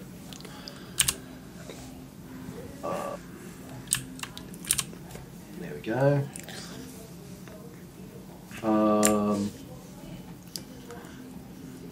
And... So Cable is still contesting that. Yes. So what we're going to do with Deadpool is have a look at what his attacks are. So his builder is the range 2. Don't forget you're now gaining 2 power per turn. Yeah. So possibly should have just activated that when he activated last round, but... Yeah, you generally would activate that first turn, I think, with Chimichangas. So I'm going to be in range of Moon Knight to attack him, but I'd also like to generate a bit more power. So you're going to move and do a stab attack. Yeah, just move and stab him. I love the names of Deadpool's attacks. Yeah. just actually pretty much all of the stuff on Deadpool is just fun. Yep. And we want.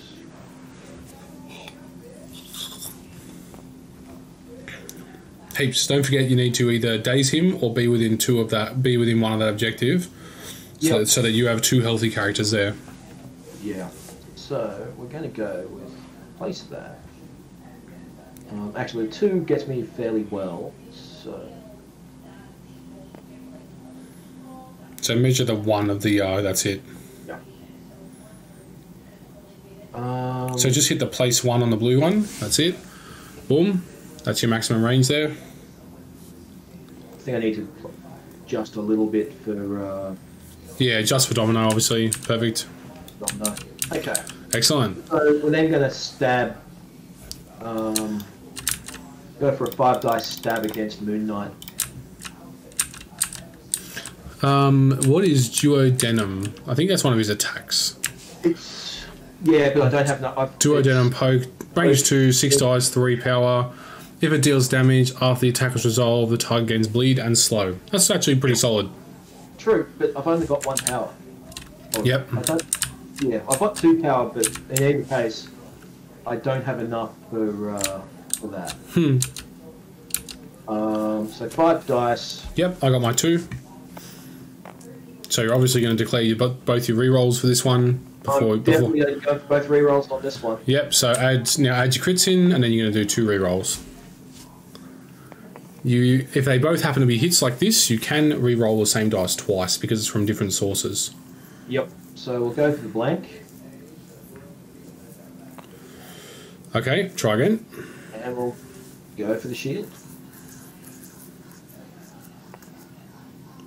Nasty. I've got 0 blocks, so I am going to take 4 damage, so you're going to gain 4 power.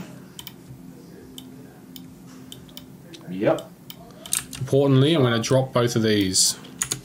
It's up to you. You can pick them both up on Deadpool if you want. Yeah, I think I'd pick them both up for Deadpool. So, spend 2 of the new power. Yep. Drop them on. Drop them. Sorry. Now, your Chimichangas does something. At the end of a character's activation, if it is holding a Chimichanga token, it gains 1 power and may remove 1 wound or special condition. So I've got no special conditions on me. Yep. So I get a power and I lose yep, damage. And you've got healing factor 2, so you can actually remove 3 wounds, but you haven't got 3 wounds. So I basically have to one-shot you, or you're going to heal to full. So he's basically just a bastard. Yep. If he works, I mean, could also glass cannon it as well. So I am going to activate Baron Mordo now. I am going to action, gain 2 power.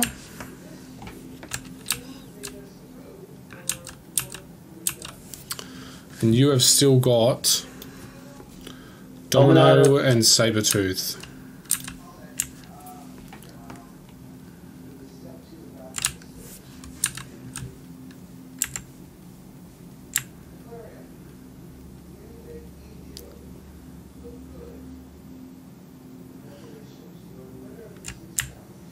Cool.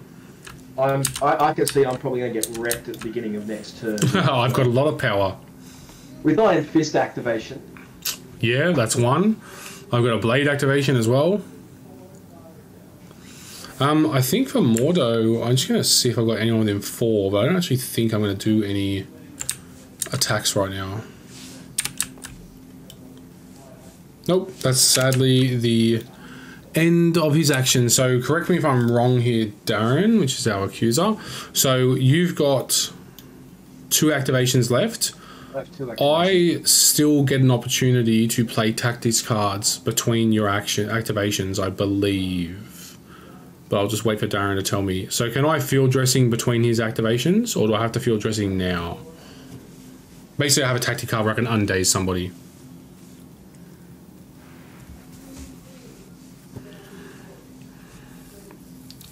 Because a very advanced play for the normal play to do with field dressing is at the very start of your turn, before you pick who you activate, you have an opportunity to play tactics cards, and you would do something like field dress someone, so they come back and they take 1 wound off them and they're undazed.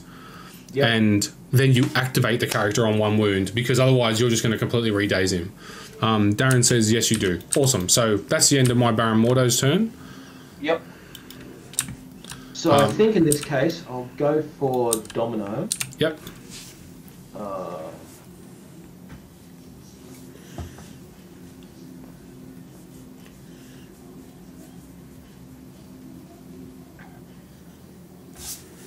So I'm going to see if I can get her to get to the edge and stick a head, get within range 1 of the Gamma.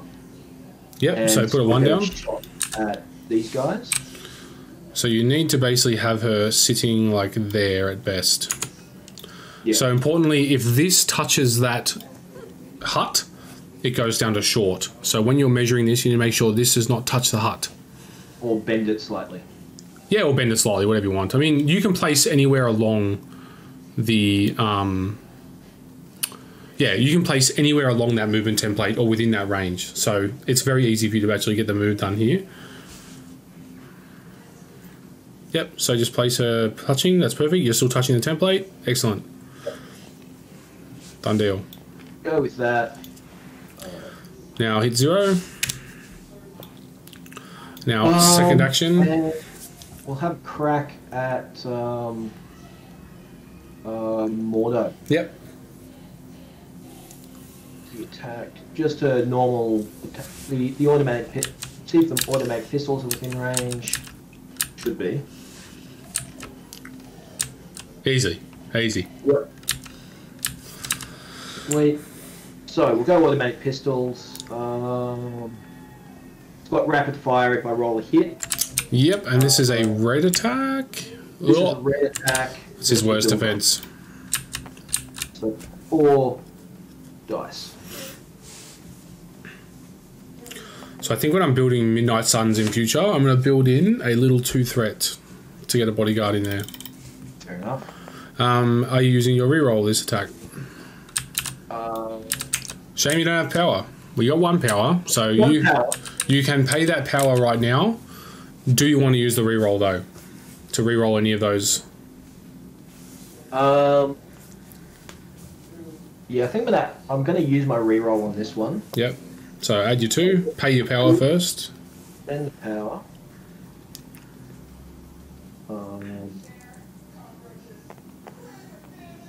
Nice, reroll that shield. Yep. See if we get the hit. Oh my goodness, this has all worked out perfect for you this round. That is... 1, 2, 3, 4. Oh, I'll take 1.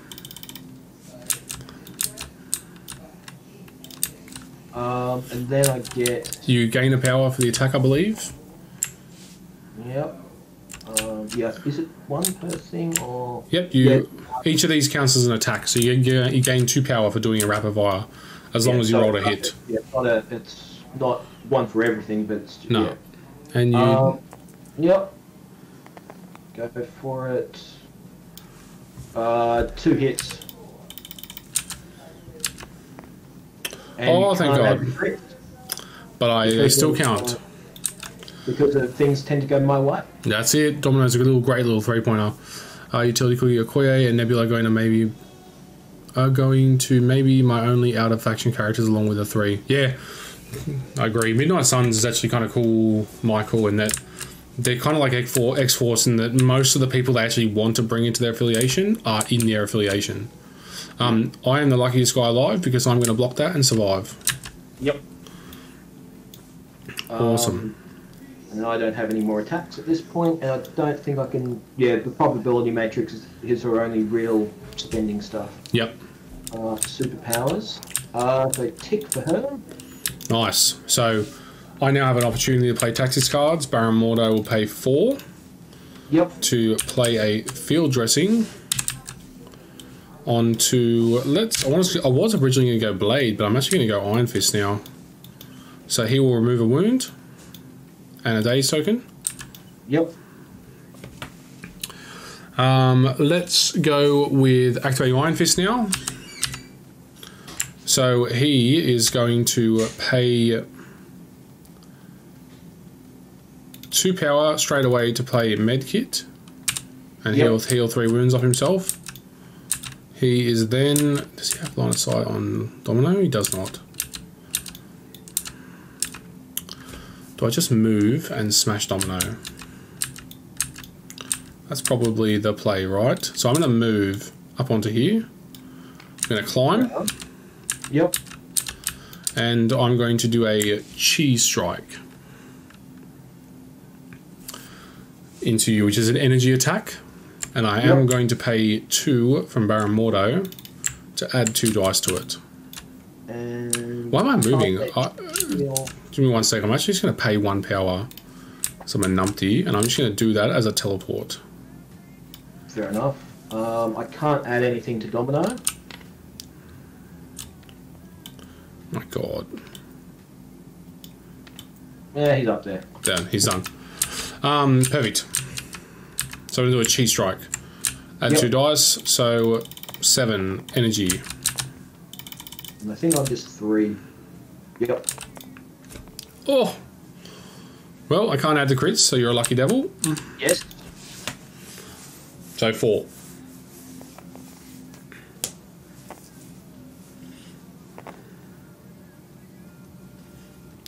Very nice. 2 crits. Yep. Do you want to pay any power before you roll these for your skulls count as success? So, like, let's say you rolled 2 skulls and you had 4 power available to you. You can actually pay 3 power to make those skulls count, because then any skull you roll in also counts. Well, at the moment I've only got 2 power. Yeah. So hold on to them. So just roll them in. Yeah, I think I just roll them in. Yeah. Don't forget if you're within range of Old Mate as well, which I don't think you are. Yeah, I'm just out of range 3. Yeah. Awesome. So you block 3. You take 1. Importantly, though, you are going to gain a stun special condition from my wild. And what's the stun do? Stun means that every single time you take damage, let's say I did 10 damage to you, I'd only take 1. You only gain 1 power. So at any given time, you only ever gain 1 power.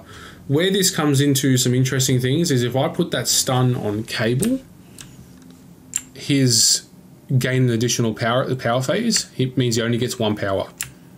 Because that's one effect. Just gain power, boom, you only get 1. There is some characters that get around this, like Magneto, but yeah. So I dealt 1 damage. And I think I'm going to just attack again. Fair enough. I can't add dice from Mordo because it's once per attack, once per turn. 3. Okay. Oh! Pay 1 power. Yeah, I think for this one... So how many have you done? 4. 3. 3. So you can take 1 damage and gain 1 power? I spend my power. Yep. Spend the power, not gain the power. Yep. Block the entire attack. But I still add 1 in for the skull because it's a crit now. Yep. And block the 4. There you go. Very nice. That's it. Iron Fist is done. Sweet. So I've got Sabertooth left.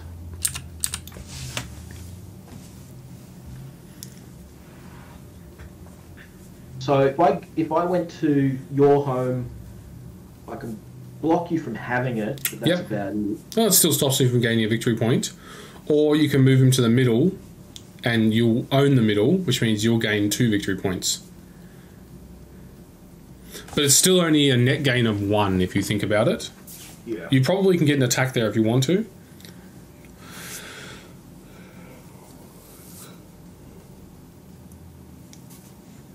Because don't forget, you can place off the corner of that tip.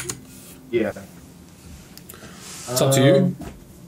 Yeah, so it's either get 1 extra. Yeah. Or just try and take out Iron Fist again. Yeah. Don't forget you have a hammer, so you got extra attack dice. Yep. So I'm going to go for Violence. There's actually a setting over here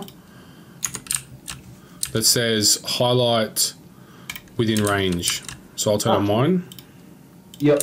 So when you turn the 2 on, it should, when you hover over my Iron Fist, see how he goes green? Cool. So he's in range. Yep. Sweet. But I think it then leaves him just a little bit out of range of the gamma, but don't worry because you heal a wound anyway, so you're still only gonna be on 1 damage. Yep. So I don't have enough power for my big attack. Yep. So it's gonna be a claw slash. Yep, and I don't have enough power for the no mercy, so we're just going for claw. All right. So 5 base plus 1 hammer for 6. Yep, I've got 2. Because the...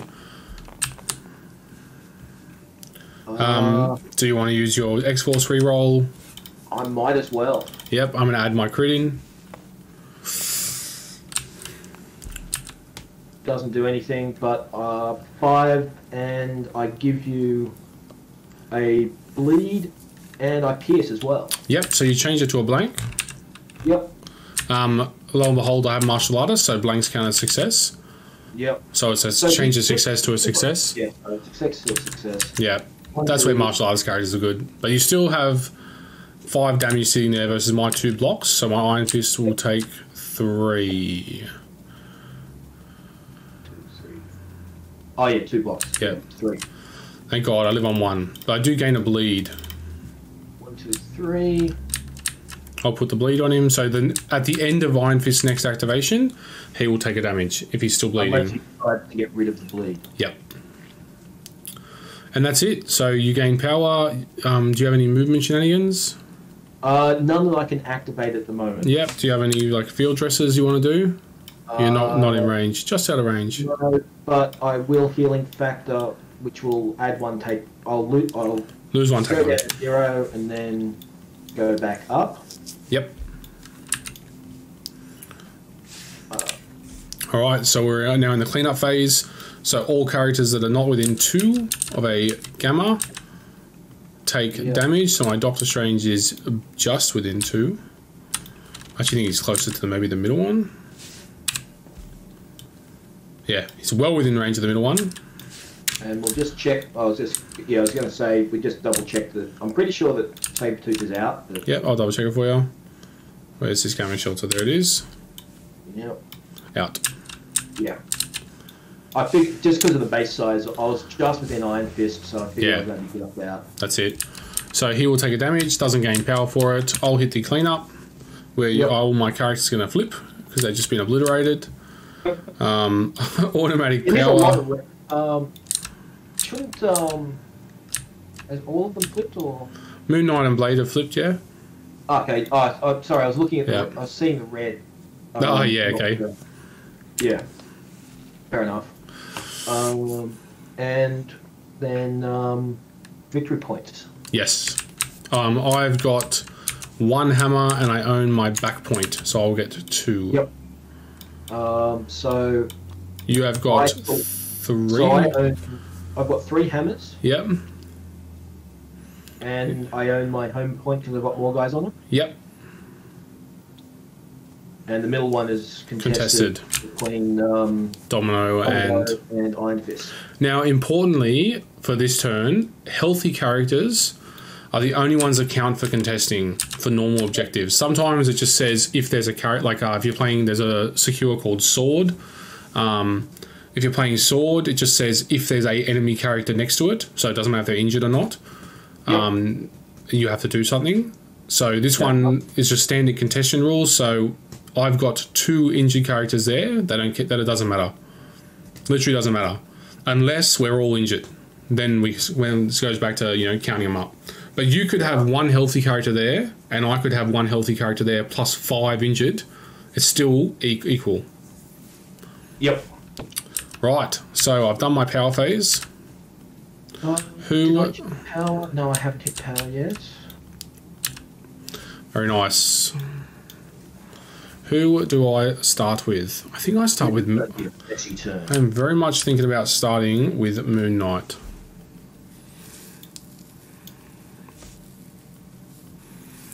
Yeah, I think I go into Moon Knight here. Moon Knight into Deadpool, I think, is the answer. What's Deadpool's defense? 3 with a reroll. Yeah. Moon Knight will be 4 with full rerolls. I think that's the play. I was thinking about Iron Fist. Yeah, if you daze him, you daze him. Mordo, no, there's no rush on that. It's okay. Alright, let's go with Moon Knight. So first thing, I roll a dice. Shield again. I've rolled that all 3 times. He's enjoying his power. That's it. I gained power. I kind of wanted to roll a wild or a hit because it says the next attack made this activation adds 2 dice to its attack roll. That's what I'm going for there. Or even the top one, if you roll a crit, you may make an additional action this turn, but one of them must be a move action. So you can move, attack, which is kind of cool. Yeah. But anyway, gain of power is what it is. I mean, it's never bad to get extra power. Yeah, and I'm kind of happy that I gained an extra power because now it means I can do my mystic attack and still be able to pick up the hammers off you. Yep. So, I'm going to pay 4 and do a avatar of Khonshu into Deadpool. And I'm going to pay 2 off Cable to get additional dice. Oh my god, Deadpool's got 4 mystic? Yeah. Rightio. Importantly, you have unicorns, rainbows, and sugar plums dancing through my head. It says this character cannot be pushed or advanced from effects from mystic attacks or enemy superpowers. So this is a mystic attack with a push, so I cannot do it to you. But I'm just going for dice here. I want more dice. Ooh, it's a sad face. Carry on. You block it. Yep. I'm going to do I should have just done my bow staff from the get-go. I'm going to do my bow staff now. Yep, and I think I still pay another 2 off Cable. Yep. To bring it up to 5. Sure.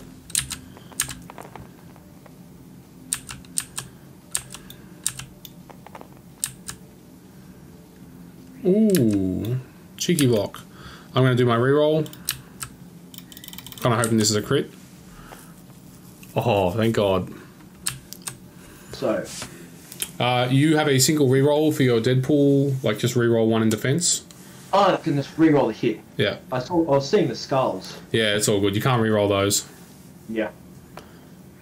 No. So I take 3. Sorry. You take 2, but importantly, I gain 2 power, but I have rolled a crit, a wild, and a hit, so I actually get to give you a stagger special condition. Okay. And that gives me, what, 1 action or something? So stagger is very annoying. Unlike the other ones where you can kind of just ride the lightning and just wait it out, you know, bleed, incinerate, those kinds of things. Stagger states that your first action, when you activate with stagger, has to be the shake action. Yep. I don't think I can... And... Yeah, so Chimichangas, it's at the end of character's activation. Yep. So I'm just having a look at something real quick. I wouldn't have enough of both. So that's it for me. I'm happy with that. Sadly, a bit of a lackluster activation, but sometimes it happens. Lesson learned, just double tap the bow staff, I think. Well, I mean, technically I have to place myself within 1 just real quick. Yep. Because that's part of that mystic attack. So I'm going to guess that you're going to stay within the gamma shelter range. Yep, done. So part of that mystic attack says place yourself within 1 after the attack is resolved, so I'll sit there. Fair enough.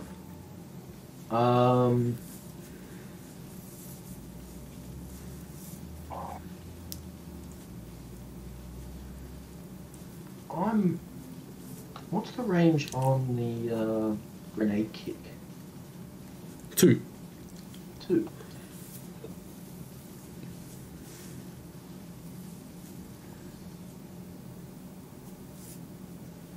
I want to know.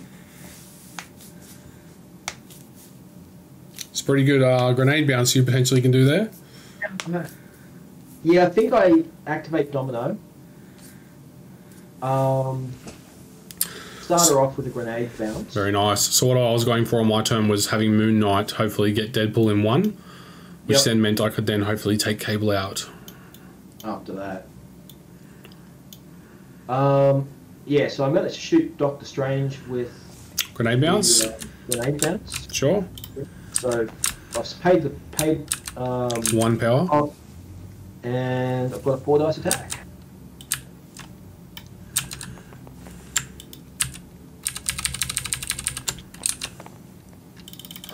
Do you wish to use your reroll? No. You got double wild. Yeah, I think I stick with that. Yep. I'll add the crit. Yep. You Oh, go 5 brutal. So I've got 2 blocks. I'm not going to do the reroll. because you've got 2 blocks. And Yeah, an extra power. two out of 4 is pretty good. So I'm going to take a gain of power for the shield, and then I take 3. Yep, and then everybody else. Other enemy characters within 2 suffer 1 damage. So that's 1 for Iron Fist, 1 Done. on Blade, and 1 on. Very nice. Yeah. I think I then will. I'll attack again and shoot. I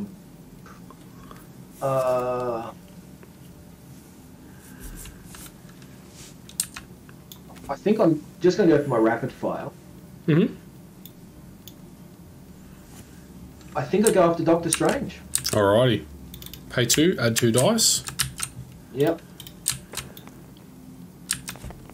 So 4 dice into old mate. Do you wish to do your reroll for this attack? No, I think I'll stick with that. I'll add my crit in. I can't add the crits. Oh, that's right. Cheers. Just going to push it out Yep. so that it still reads correctly. Yep. Done. So 2 blocks. Do I want to do a reroll? I'm happy with 2 out of 5, so I'll take 1. I don't. Yeah, and it's just that can't add extra stuff in. Yep. And I'll. So when you do a tournament and when you do any leagues and stuff, basically what you're doing right now is perfect, right? Like, it's up to you to stay on top of your character's effects. Like, it's so easy, especially with essentially like normal game rules that no other character can affect, which I think only like 2 or 3 characters in the game can stop crits being rolled in. Yep. It's up to you to be like, whoa, stop right there. Don't add them in. Yeah. Got crit here, can't add them. Exactly. So and you've rolled the hit, importantly there, so you can now do the rapid fire. I've also attacked, so I get 1 power, and I'm going to go for rapid fire. So a thing for you when you verse the Amazing Spider-Man, which he comes out soon, I'm going to pay 2, by the way, and add 2 dice. Yep. Amazing Spider-Man has a thing called Quip, or Witty Banter, or whatever the hell it is, where he can pay 1 to reroll 1 of your attack dice, and he can target the dice. Fair enough. So your rapid fire characters that rely off of hits, and there's actually a few of them now that rely off of a hit to make the rapid fire happen. Something for you when you're in a tournament, if you see an Amazing Spider-Man, you might think about leaving Domino on the bench. Yep, fair enough. I think I add... Technically, you don't get to see my roll first. Yeah. So I add... I'll be adding 1 for a crit. And you definitely do a reroll, right? So at the end of your turn, you're going to do the reroll. You're going to pay the reroll. You're going to pay for a skull? I'll pay 1 power just in case I roll a crit on roll a skull on my crit or reroll. Well, if you think about it, it's a 25% chance, right? Like, there is a decent enough chance that it's going to happen because you're rolling in 1 dice and you're going to reroll 1. So yeah. So I'll add my crit. Do you reroll? Yep. And I got 1 reroll. So I've got 3. 3. I have only got 2 blocks, and therefore you will daze me. So I am going to do a reroll. Fair enough. 1, 2, 3 blocks. That's it. And I roll a shield, so I gain a power. Darren said it's actually down to both players, but I get what you're saying. Yeah, it's absolutely on me to remember it as well, but for the most part, if Michael has a general rule of thumb that he remembers his triggers, then hopefully his opponent does the same thing. Thank God, because if you had Dazed Doctor Strange then, I'd only have a Blade activation left, which means you're probably going to win you could potentially win the game this turn. Right. Scoop up everything you possibly can, and also, you know, there's 6 victory points available between the 3 Gammas, so that plus 4 hammers is 10 points, which would be 1, 2, 3, 4, 5, 6, 7, 8, 9, 17. So you actually don't need all the hammers. If you get all 3 Gammas plus 3 hammers, you win the game this turn. Fair enough. So Marvel, like X-Wing. X-Wing, you kind of just do it every 20 or 30 minutes. You go, hey, what's the points again? Marvel, just every turn, have a look at the start of the turn. What is my win condition? Yep. And you'd be surprised, especially with Gammas, how you can still be on this top line and you can win on the 3rd turn and hit 17. Fair enough. So just something for you. Big thing for Marvel, always reassess win condition. And sometimes my win condition, like mine right now, is looking at your team going, I'm pretty sure I have to wipe you off the board. Fair enough. Or I have to have a massive turn like you've just had, where I just capture everything, and I need to do that 2 turns in a row, because I'll fall short of 15. Fair enough. Cool. So do you have any tactics cards you want to play? Not at this point. I mean, Domino you probably want to kill, and she's going to be within range to anybody that attacks her. So there's no point using the pretty sneaky sis. Yep. Did you... That one pretty sneaky has to be done in the power phase? So that's the start of the turn? Yeah. But in any case, I figured all my guys are going to be within They're basically within 2, so yeah, you probably want to do that. It's still not the worst card. It's still a great card because, right, you can do that at any time where you're just like, hey, actually, yeah, you can't use your Doctor Strange to lob shots down range at me. Yep. All right, so did you gain your power for the attack you sent? Yes, I did. Excellent. I was going to say, if you had 4 power, I'd say play all you've got, but luckily you did not get enough power for it. No. I spent 1 for the skull, which got me close, but you then got the triple. That's it. But I meant, like, if you happen to have 4 power, you play all you got, Daze Doctor Strange, and have a go at Dazing Blade, and then I've got no activations left, all right? Yep. But I do, so here we go. Let's go with... I think I'll go with Doctor Strange here. Yeah. I'll activate Doctor Strange. Pay 3. Heal myself for 3. Yep. I'm going to do a Bolts of Bedevilment into your Domino, which is energy, for 6. Fair enough. That's going to hurt. And I'm definitely going to be out of range 3 now, so... She's just... I think she's 3. She's 3/3/3, yeah. 3/3/3. Okay, cool. Okay. Have you rolled? Yes, yeah, I've rolled. No, I just couldn't remember how many dice you were going to have up there. 1. 1. It's generally a 50% hit ratio, so I'm not going to use my big reroll there. So you take 2. So I take 2, but only get 1 power. Yes, and I push you in any direction. Yep.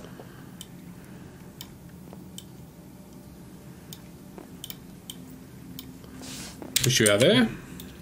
Yep. And then... Let me just read the wording on Sabretooth here, because I know he's got some shenanigans.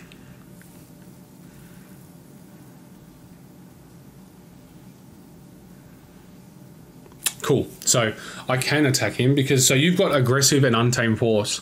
So they both have the same timing? Yep. So you can do the Aggressive first and then do the Untamed Force. Yep. But I know I'm outside of 2 of you, so as long as I don't push you closer, I should be able to get a relatively scot-free attack into you for this. And I'm going to. So I'm going to do another Bolts of Bedevilment into you. So 6 dice energy into Sabretooth.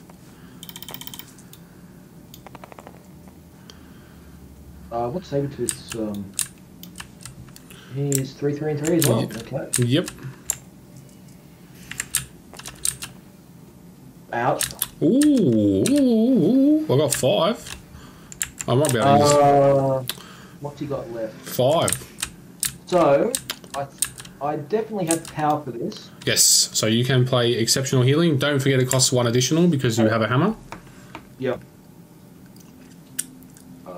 That'll take me down to 1 power. Yep.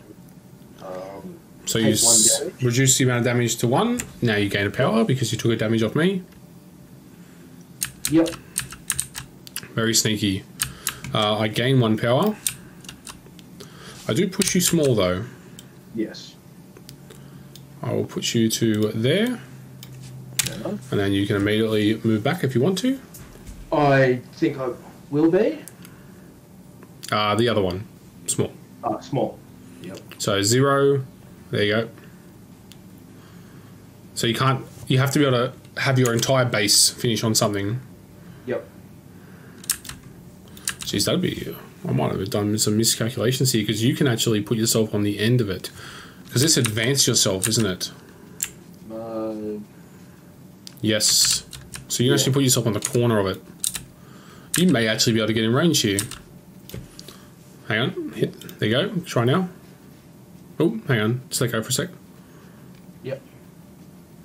So let me pick him up. There you go. Yep. That is the absolute closest you can get to Doctor Strange. Yeah. So I'll probably still have to do a move to get there, because. There you go. But you can always pre-measure it. So now you can go. Yeah, no, I'm not going to pay the 2 power for the attack. Yeah. But you still get the free advance. Still get the free advance. So I'm still back to roughly where I was beforehand. That's it. So now I've got a Doctor Strange just on the stack for me. So it's still his turn. I think I'm going to play climbing gear here. Who have you still got left to activate? Everyone. I've got Deadpool and Sabretooth. And Taskmaster. And Cable.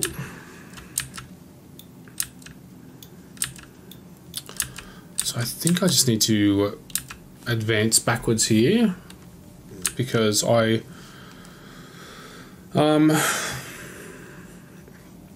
need to hold that point, but I can do it any time. Oops, wrong button. Don't know why I went up there. What is this doing? Okay, so he can basically go anywhere he wants. Yeah. I was trying to see if I can block your move onto there. So that's worth 3 victory points to you if you can get to that and hold it.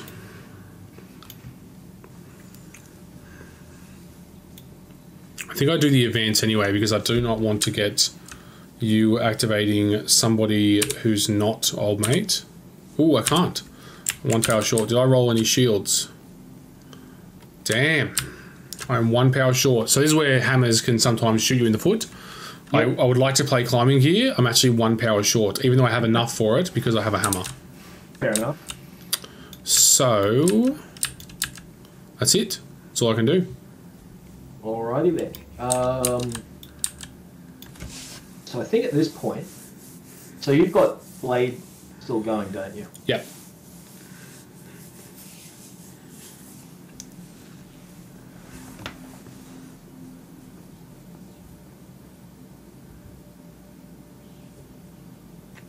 You got a Midnight Suns article coming out, utility. That's awesome. Can't wait to read that. And you should do an Xforce article. Wait, no. I think what I didn't you write it? Is X going to give it to you, or was that on someone else? Do whatever you want at this point. I think what I do for this one is move Taskmaster around. Yeah. You can just move small over it as well. Actually, yeah, going small is probably the easiest way of doing it. Yep. And seeing if I can bounce into Doctor Strange, or do damage to Blade, because whatever I do, I've got to move somebody to do it. Oh, actually, probably the easy way to check this. So yeah, I think what I actually do is go with Cable. Yep. We will start by just shooting blade. Alrighty. I'll add 2 dice to it from Doctor Strange. Yep. And it's energy, so I can't do my thing. So 5 dice. Yep, and I don't have any hammers. 5.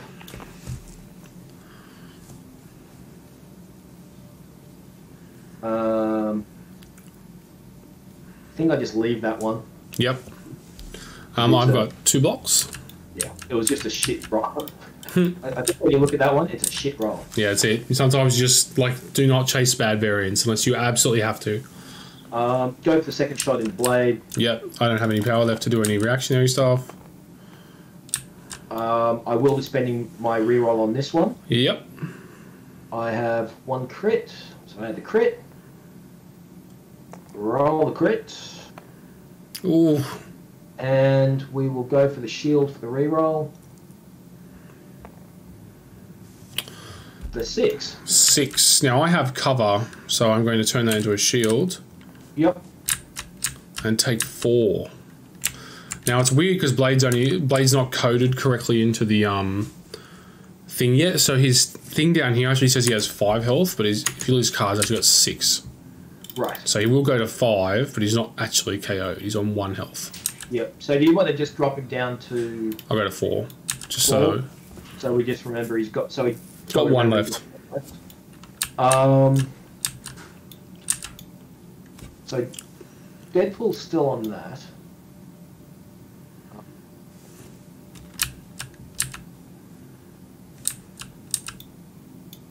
Oh, before I do anything else, Gain power for that as well. I haven't added the power for that. So that was 4 power. Yep.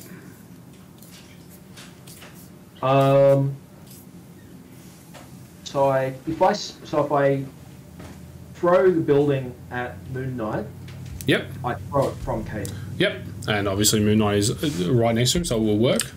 So I will spend 3 power, throw the Daily Bugle at Moon Knight. Yep, so it's currently locked in place, so I hit L, and then, oh, hang on, hold on for you. Yeah, you do it. L, then hit backspace. Right. There we go.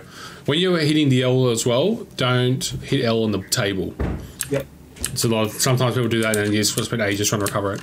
So Moon Knight will use his dodge dice, which is the same as his physical dice. Yep. So importantly, things like Incinerate, right? They reduce your defense dice when you're defending. This is a dodge. So Incinerate doesn't affect dodge rolls or anything like that. Not that he has Incinerate. So yeah. It's good. Next time we play Michael, I can actually use some of the other characters in this affiliation. I'll have to get out Dr. Voodoo and characters like that. No, fair enough. I didn't want to bring in, for a learn-to-play game, things that are like, I can stop you from hold. Well, not so much the Mamu. Dr. Voodoo's got an ability that just says pay X power, where X is equal to your threat value I'm paying it on. Yep. I give you a token called a Brother Daniel token. Now my Dr. Voodoo now loses he loses defense dice for it.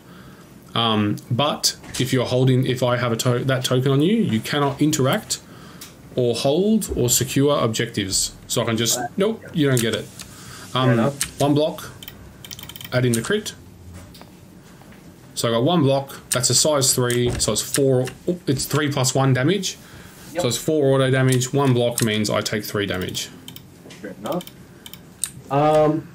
And just because I want to use the card, I think in this case, it might be a stupid thing to do, but I'm going to pay the price for Cable to do a all you've got. This is the exact time you should be doing this. So we flip that. So yep. He's going to activate again. So does that, just out of interest, does that mean he gets his reroll again? It's still his turn, because if you read all you've got, it says your turn does not end. Okay, cool. So this is why Xforce leadership is largely considered to be just one of the worst. People were so upset about it, because there's literally no reason that it shouldn't just be every attack you get 1 reroll, right? Yeah, fair enough. Even if it's pay 1 power to get 1 reroll, people would have been happy with that. Interesting things for you to note here with all you've got. If you had a bleed on you, you would, at this point, take 1 bleed damage. Yep. Because it says, because all you've got says activate again. Yep. So bleed says when you finish your activation, you take a damage. So you would take a bleed damage, and then you would do 2 more actions, and then finish another activation and take another bleed damage. So a little important thing is if you have a bleed on you and you only have 1 health, you can't all you've got. Yep. And right. Can you spend actions to get rid of the bleed or not? Yeah. So you could go like attack, shake, all you've got, attack. You could do that. That's fine. Yeah. So anyway, you've got 2 more actions available to you. Yep. Burn the world. I'm just going to... I would recommend removing blade. Yeah, I will be. I just wanted to see what I've got options for throwing things at people with. So that also says once per turn. Okay, that's once per turn. So your blade... So if you read the end of your Omega level threat, it says this superpower can only be used once per turn. So we're still the same turn. It's still... Well, I've got 2 activations, it's still 1 turn. Exactly. So for literally everything to do with blade, it's once per turn. Yep. So if you're doing all you've got, it's still that same turn. So I'm going to shoot blade. Yeah, I agree, Cookie. So one of the things that I can do is, so when I'm building a competitive roster for Midnight Suns, I would absolutely be bringing, I brought just 5 generic, whatever, like just normal cards. I would absolutely be bringing all you've got, because characters like Moon Knight, who has a range 4 rapid fire attack like your Domino does, if you think about it, all you've got means that that's going to be 8 attacks. And then one of their tactics cards for Midnight Suns is going to be a pay 2 power like Wakanda Forever, except for 1 power extra. Pay 2 power per Midnight Sun character. They can all perform a 0 cost attack at that point. So Moon Knight potentially could do 10 4-dice attacks in 1 turn. Oh, that's just wrong. Yeah, it's wrong, isn't it? So I've got 2. I should roll my dice. Can't mod anything. I need to see a thing. Excellent. Yep, you're good. So I think I then just go for another shot at blade. Yep.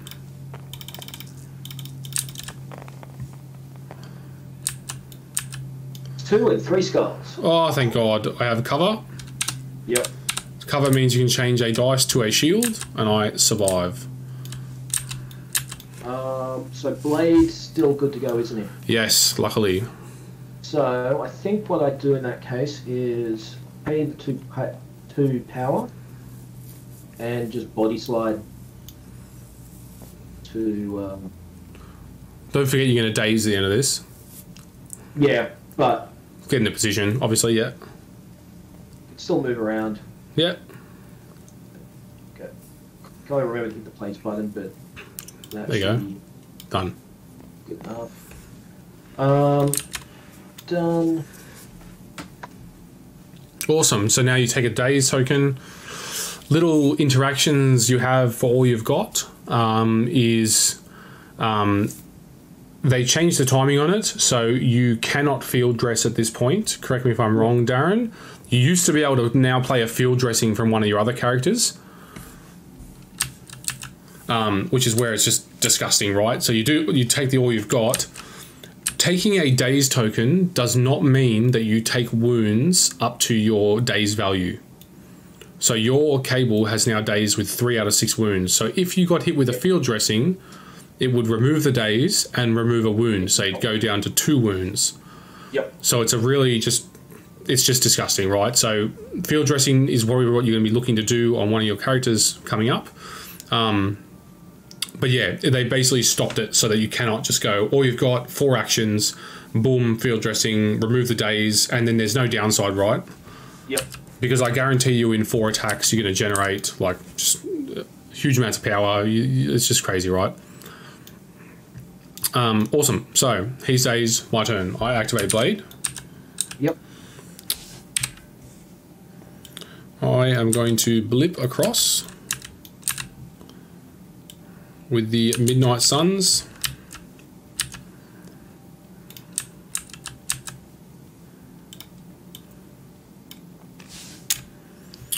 I am going to... This is very dangerous. Whatever I do here, I kind of need to have this happen in one. You need to make sure that Sabretooth dies outright. Yes. Both of your characters have ways of interrupting me and doing damage.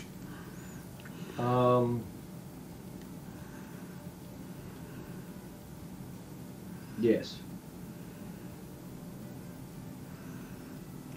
I need to hit this Sabretooth at this point. Well, do I? Kind of just need to hit Deadpool, don't I? Let's go back on that. We'll actually think about the turn. It would be silly to do that because then you would learn nothing. So I will gain that power, but I'll just pay 2 on top of that. Yep. To do a climbing gear, which is a small advance. Slot in right there. Yep. He is going to do a attack onto Deadpool. Fair enough. Which will be a standard katana attack. So 5 dice. Yep. Is that Mystic? red? Mystic. Okay, so, and I'm going to pay the cable tax. So Cable's dazed.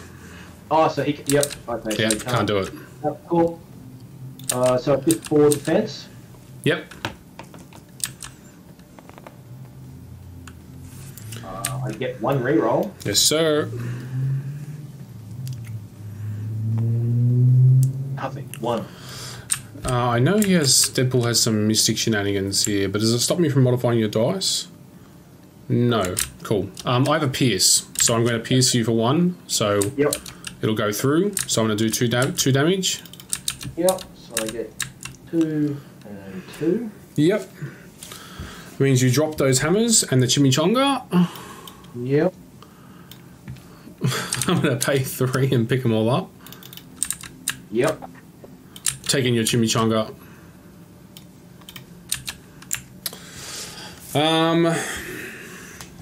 I very much want to attack your Taskmaster with a Knight of the Damphia at 9 dice. But if I don't kill you, you potentially can kill me. Yes. I am willing to make that right now. It's just yeah, let's go for it. Yeah, so I will pay 4. I'm going to hit you with a 9 dice Mystic attack into your Taskmaster. Jesus. So and martial artist wise, it doesn't do anything in this case. Yeah, it does nothing. Yep, that's all I got. So, yeah. 9 dice Mystic. Jesus. That's a first attack, yeah.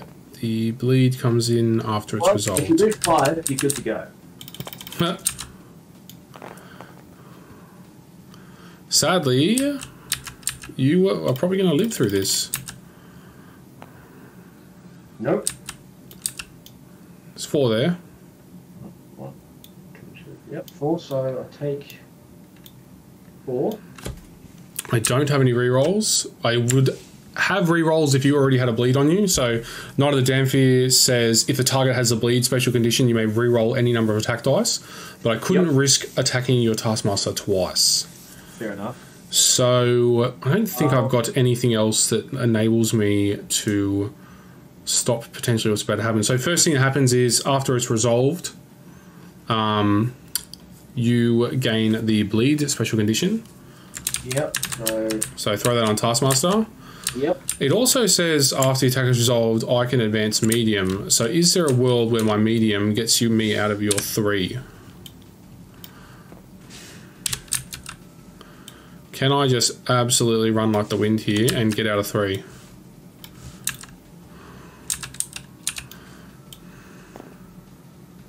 I am going to do that.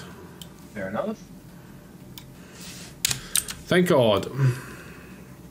It sucks because there was 2 bleeding characters there, which for Blade would actually be 2 wounds that would get removed. Yep. So oh yeah, because Iron Fist has got bleed on. Yeah.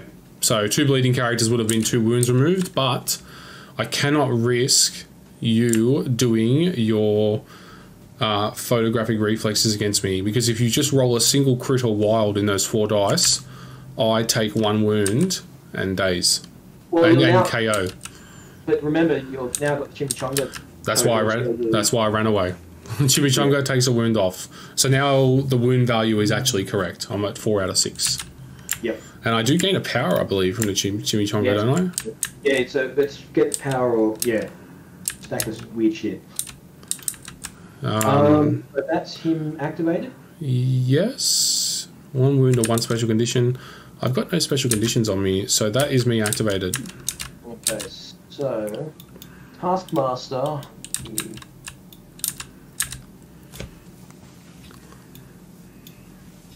I think what I'm going to go for is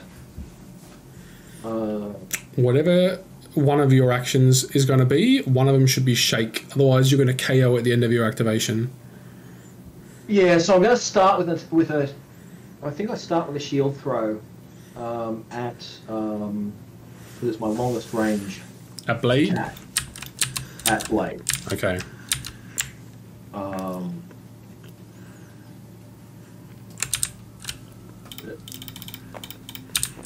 Yeah, so it's within range. So 4 dice into Blade. So just for your info, remember how we talked about timing of rerolls and things like that? Yep. So Blade's got this absolutely filthy mystic and physical defensive reroll. So normally when you're declaring rerolls, it's like you roll your attack dice, you declare your rerolls, then I roll my dice and I declare my rerolls. I think you might add your crits slightly before that, or we add our crits at the same time. I don't know, because it only just changed. It's roughly that timing. Blade's defensive reroll, the supernatural senses, is when this character is defending against physical or mystic attacks, after rolling its defense dice, it may use this superpower. So under the new rules, I basically get to see your attack roll, you declare your rerolls, then I get to roll, and then I decide if I want to do a supernatural senses. Fair enough. Yeah, it's kind of filthy. So I basically get to see if you're going to invest in it, to see if I want to invest in it. Fair enough. Yeah. Yeah, but I think I still go for that attack. Yeah, you may as well. See if you can pip him for it. Yep, so go for 4. What have we got?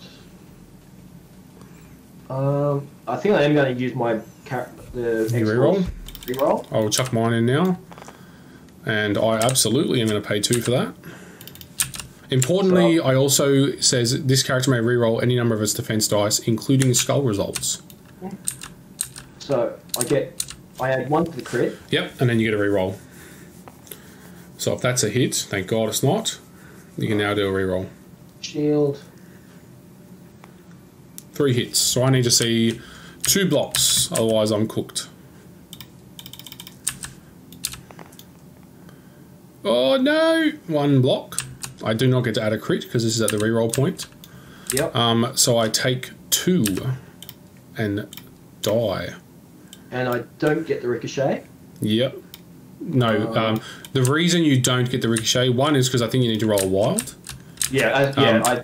2, if you roll the wild, it doesn't matter, because it says after the attack is resolved, you may make an additional shield throw attack and you must target someone within 3. But after it resolves, Blade's no longer there, he's dead. So when you're KO'd, you're removed. So things like Modoc, he has a Doomsday chair that says after the attack is resolved, you can make a free attack with the same thing against someone within 2. Yep. If you kill the first target, which is very, very likely with Modoc, and it's a KO, it's an injured character, you literally have nothing to measure from. So the attack just falters at that point. So when you're looking to do bounce attacks, you target priority on who you want to bounce off. You need to think about it if they're both injured or one of them's injured. In this case, it was always going to be Blade first, because if I don't roll the wild... Yeah, exactly. It's not happening. Anyway, I do drop these 3 tokens within 2. Yep. So So all my guys are currently taken out. Yeah. You don't have to put them all in the same spot either. You can put them all next to Deadpool. You can put them. And I've got to be within one to pick them up, don't I? Yes. Which means I can point out something for you if you like. You still have a field dressing available to you, and Deadpool has not activated yet. Ah, right. And that's not an action, is it? To field dress, no. So you can still shake the bleed. You can still field dress. Yep. And then put these all next to Deadpool. Put them all in the same spot. There's nothing stopping these. Sorry, there's nothing stopping these things from being 1, 2, 3. There we go. Perfect. So I think my second action for Taskmaster Is shake. is shake. So remove the bleed. Bleed's a very common. Ooh, are you within 2? We are within 2, so yes, we Yep, get rid of the cool. bleed as the second action. Yep. And field dress. Is 4 power. 4, which takes days off. And 1 wound off of Deadpool. Which actually means once he activates, he's going to be at full health. Or finish his activation. Yeah. How do I, there it goes. So 1 health off. Yep. This is why we don't remove those conditions, right? Because you'll notice he still has a stagger on him. Yep. No, that's cool. So Taskmaster is then done. Tick. I have got no activations left, and I've got no tactics cards that I can play at this point. Fair enough. So in that case, I will activate Deadpool. He will Immediately shake. Oh yeah, spend the so shakes as an action. Yep. So he has 1 action left. Right click it. You should see a button over it. Yep. Then spend 3 power to pick up the 3 tokens. Yep. Just throw them on his base. Perfect. Yep. I like to throw them separately because then they kind of all show up individually like that. Yep. Fair enough. See now Deadpool, if you're looking at him, has got all 3 tokens on the field there, showing above his head. Yep. Here, yeah. And we'll just go for a. You're within range of that gamma, so. Yep. I was just going to attack Moon Knight. Yep.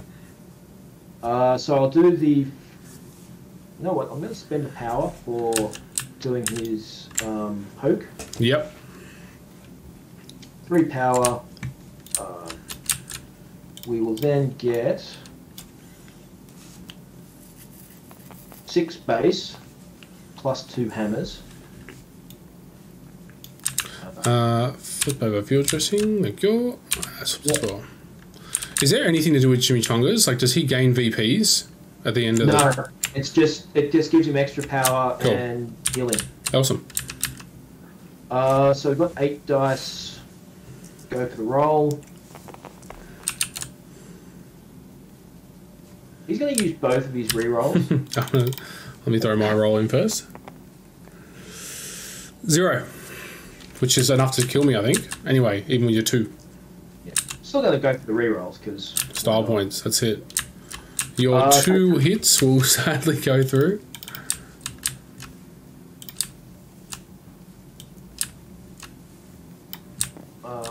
And then Sabretooth. Yep. You got a healing factor to do. Oh yes, healing factor. Right. So that'll be 3 off because he's got healing factor of 2 plus the chimichanga. That's right, and you gain a power. We'll gain a power because I don't have any conditions left on me. So Sabretooth. It's gain a power or heal 1 / remove a condition. So you always get the power for chimichanga. Yep. Oh yeah, and then in this case I'd heal back up to full health. Yep. So Sabretooth. Move there.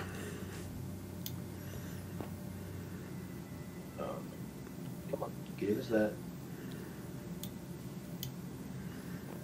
And we want to make sure within range.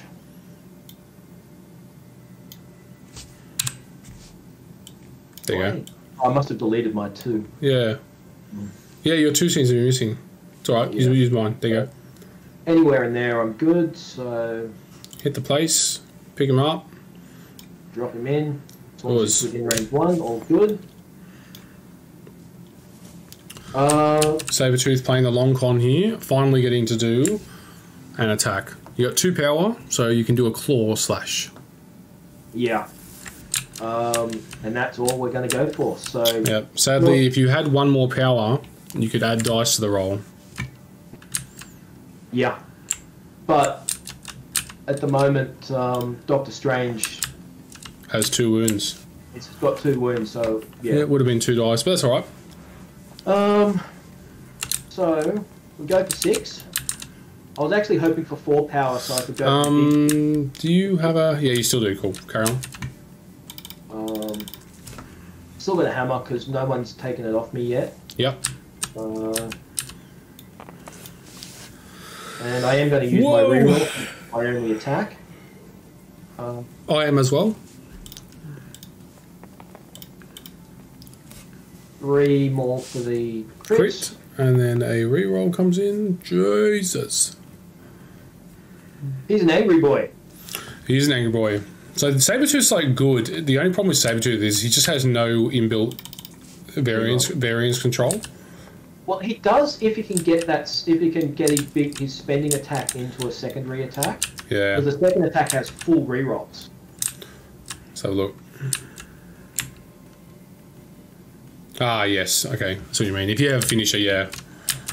I block 1, so I take 5. Is that with the reroll? I've already done the reroll, yep. So I take 5. You have no wild, so you can't pierce me. I still only have 4 health left, so you gain 4 power, and I daze.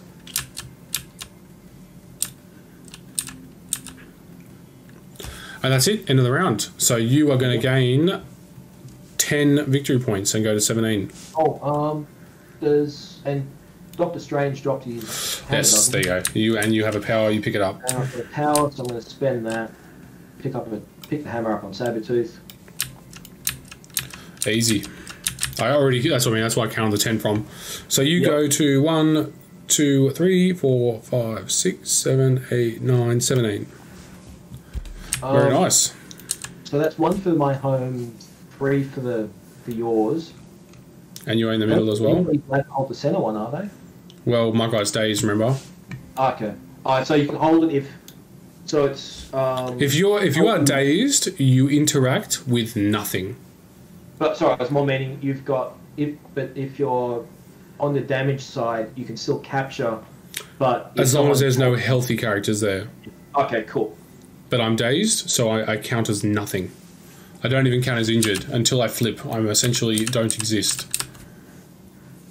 So I'm seeing him from the side where he's basically just a base.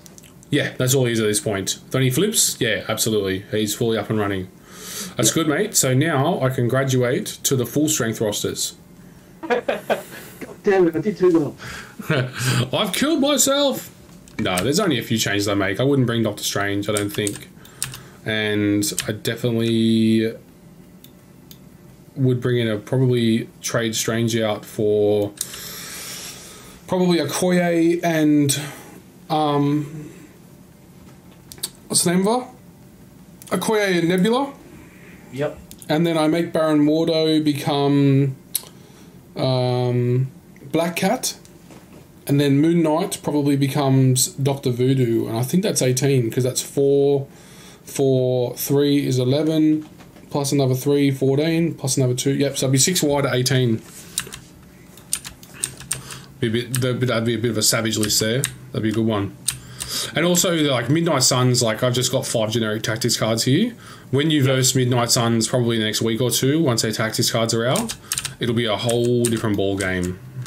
I imagine so. Because don't forget, Wakanda Forever has always... The balancing around Wakanda Forever has been that there's been, like, no Wakandans. There's, like, 5.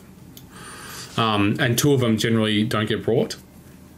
So Wakanda Forever has always been kind of balanced. It's unbalanced, but it's balanced in that only really Black Panther, Shuri, and Okoye get to use it. There's not many. There's not many that can use it. Exactly. But these boys, the Midnight Suns, you know, as long as I have the 2 power, I might be able to do 6 free attacks. Just out of nowhere, right? You think about those big swing turns. Yep. I come in, generate some power, look around, everybody's got 2 power. Okay, everybody's got somebody that they have in range within one of their 0 cost attacks. Yep, boom. Spend 2 on everyone, dump 6 attacks out. And with the ones that are tied to the tactics cards that are tied to a faction. Yep. You have to be playing that faction to use them, right? Correct. Yeah, you cannot bring in a. So pretty sneaky sis. I could only use if I'm using Xforce. Yep. So you could be playing Cable and Domino inside of X-Men because they're in X-Men affiliation. Yep. You cannot play pretty sneaky on that. You have to use X-Men cards. Yep. Yeah. Cool. Yeah. I figured that was probably what was going to happen. When you're building your roster, you can have X-Men characters in there, and in your roster, you can have pretty sneaky and some X-Men cards so that you can pivot in either direction, right? You can play X-Men with X-Men cards, or you can play Xforce with Xforce cards, so you can keep your opponent guessing, which is always good. But yeah, when you come in, it has to be that character. There is cards out there that say that are character bound, e.g. your Deadpool card. Yep. You must have Deadpool to play that card. You can't just bring Chimichangas and play anyone else. But it played in any faction. Yes, that's right. Deadpool can bring it to any. It's because it says unaffiliated. To top it off, I know it's obvious, but just because Deadpool's on the table does not mean that anybody on your team can play that card as well. Like Deadpool has to be the guy that does that. Yep. But does it have to be Deadpool's active turn to play it? It just says active. Typically, active means that you have to be the active player because there is reactive cards like this one. I could be activate. It could be my turn. I give Deadpool the chimichangas. Let me just double check that for you, Darren. Does he have I'm actually the way I read that says that you could be activating Cable and then have chimichangas played on Deadpool. It just has to be Deadpool that plays the power for it. So, but you know, either way, there's no upside or downside to it, right? Yeah. If it's played out of turn, it just has to be Deadpool that pays the power and Deadpool plays the card. Yeah, I was just thinking that I may have activated Deadpool at the beginning. Wait till. Here's an example of a card that says that, like, you know what you're saying, where does Deadpool have to be the active character?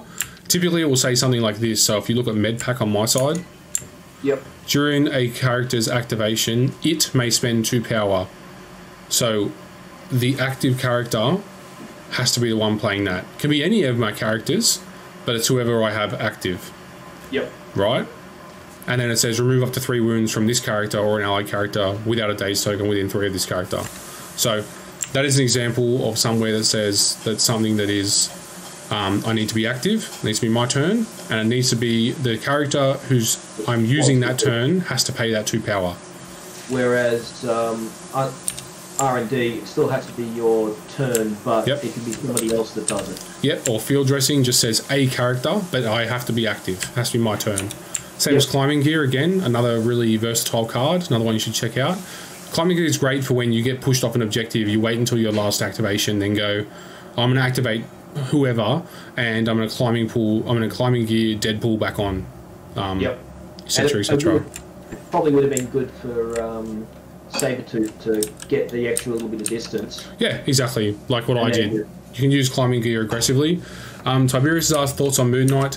I've done a couple of games with Moon Knight now, and I am like a bit on him. I feel like he absolutely needs a bodyguard if you want him to survive the game, because he's actually a bit of a threat, so he's going to get smashed. And I feel like Moon Knight's once we have the Midnight Suns cards, I'm sure Moon Knight's going to go up in value, obviously because he's a Midnight Sun, so he gets access to 2 attacks for that free attack. But I feel like Moon Knight very much relies as well on his multiple personalities, right? Because like from my game against Michael just then, I rolled blank and shield 3 times. It was great. He was getting 2 power a turn, but I would have very much liked to get a crit or a hit or a wild in there as well to get some shenanigans going on. But it just didn't happen. So I really like Moon Knight, and I'm going to continue to keep playing him, but I'm still a little bit out in the jury. I need to see the 10 attack die. I need to see the 10 attacks in action. Like Moon Knight doing throwing presents just 10 times. Yeah, that's going to be crazy. And then you'll roll all blanks for it and just go, I don't know why I play this guy. Exactly. But still, like, it's okay. Like, yeah, should be interesting. But he's good fun. Doctor Strange is great. So Wargaming Dad, which is Darren, he's the one of the accusers, so he's a judge for the league, says it doesn't say during Deadpool's turn. So anytime during your turn, it doesn't matter if it's Deadpool's activation, Deadpool can pay 1 power and drop the chimichangas. Yep. So there you go. Sweet. Most cards, it can be a little bit confusing, but typically if you like read through the text a couple of times, you will see that like you'll be able to pick where the timing is on it. Yeah, and if you've got an idea of how they've written stuff. Exactly. Yeah, they're usually pretty clear on how they write it down, so that people can figure it out on the table. A couple of little cheeky things. There's cards like Hero for Hire. Didn't get to use it there, but there's also another one for Venom as well called Lethal Protector. This one just says when an allied character is targeted by an attack and is within 3 of Luke Cage or Iron Fist, the allied character may pay 2 power to play this card. And basically Luke Cage or Iron Fist teleport within 1 of the person who's targeted, and they become the target of the attack. Now, where this is nuts, and same as Lethal Protector, because, Michael, it just says an allied character, Iron Fist can target himself with this. Which sounds weird, right? Why would Iron Fist want to protect himself? I'm going to hire myself to protect myself. It is, yeah, it's crazy, but... I mean, that just sounds like a tax. Yeah, but where it is cool is you still get to do the reposition within 1, so Venom can actually reposition himself within 1, so you can use it as a free teleport. But to top it off, Heroes for Hire also has a little caveat at the end of it that says if Iron Fist doesn't die from that attack, he can throw the attacker away S. So I can throw you away in the middle of your turn, and then you might be out of range of all your attacks and have to use your action to move back in. And I think that still works on Deadpool because it's not a superpower or an attack. That's right. So that would absolutely work on Deadpool. And it's pushed or advanced for Deadpool, by the way. And that one is a throw. Okay. Yep. Yeah. So you got to kind of do the old word bingo and just match them up. Same as Baron Mordo also has some push shenanigans at the bottom. His Vaulting Boots of Valtor. After this character is pushed, it may use this superpower. After the effect is resolved, he can advance S. So he can kind of get around pushes. But yeah, basically, man, just when you should sign up to the next league 100%, man. It's 6 free games. Like, get into it. Everybody, you can see your opponent's list leading up to the game because lists are all just out for everybody to see. So you can look at their cards beforehand and pull out, like load into TTS in single player, pull out all 10 of his cards and have a read. Yep, and then if you have any questions, just put in the Marvel chat. Go, hey guys, this is what he's playing.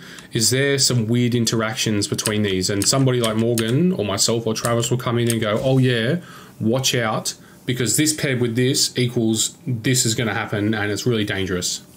Yep. The other question for that is, what time zone does the league run in? At the moment, I mean, it doesn't really. It has an oceanic time zone.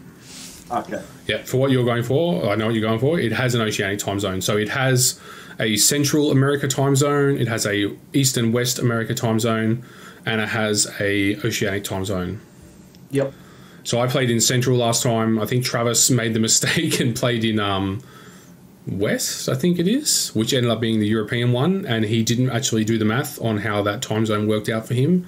so he ended up playing a lot of his games at 4 a.m.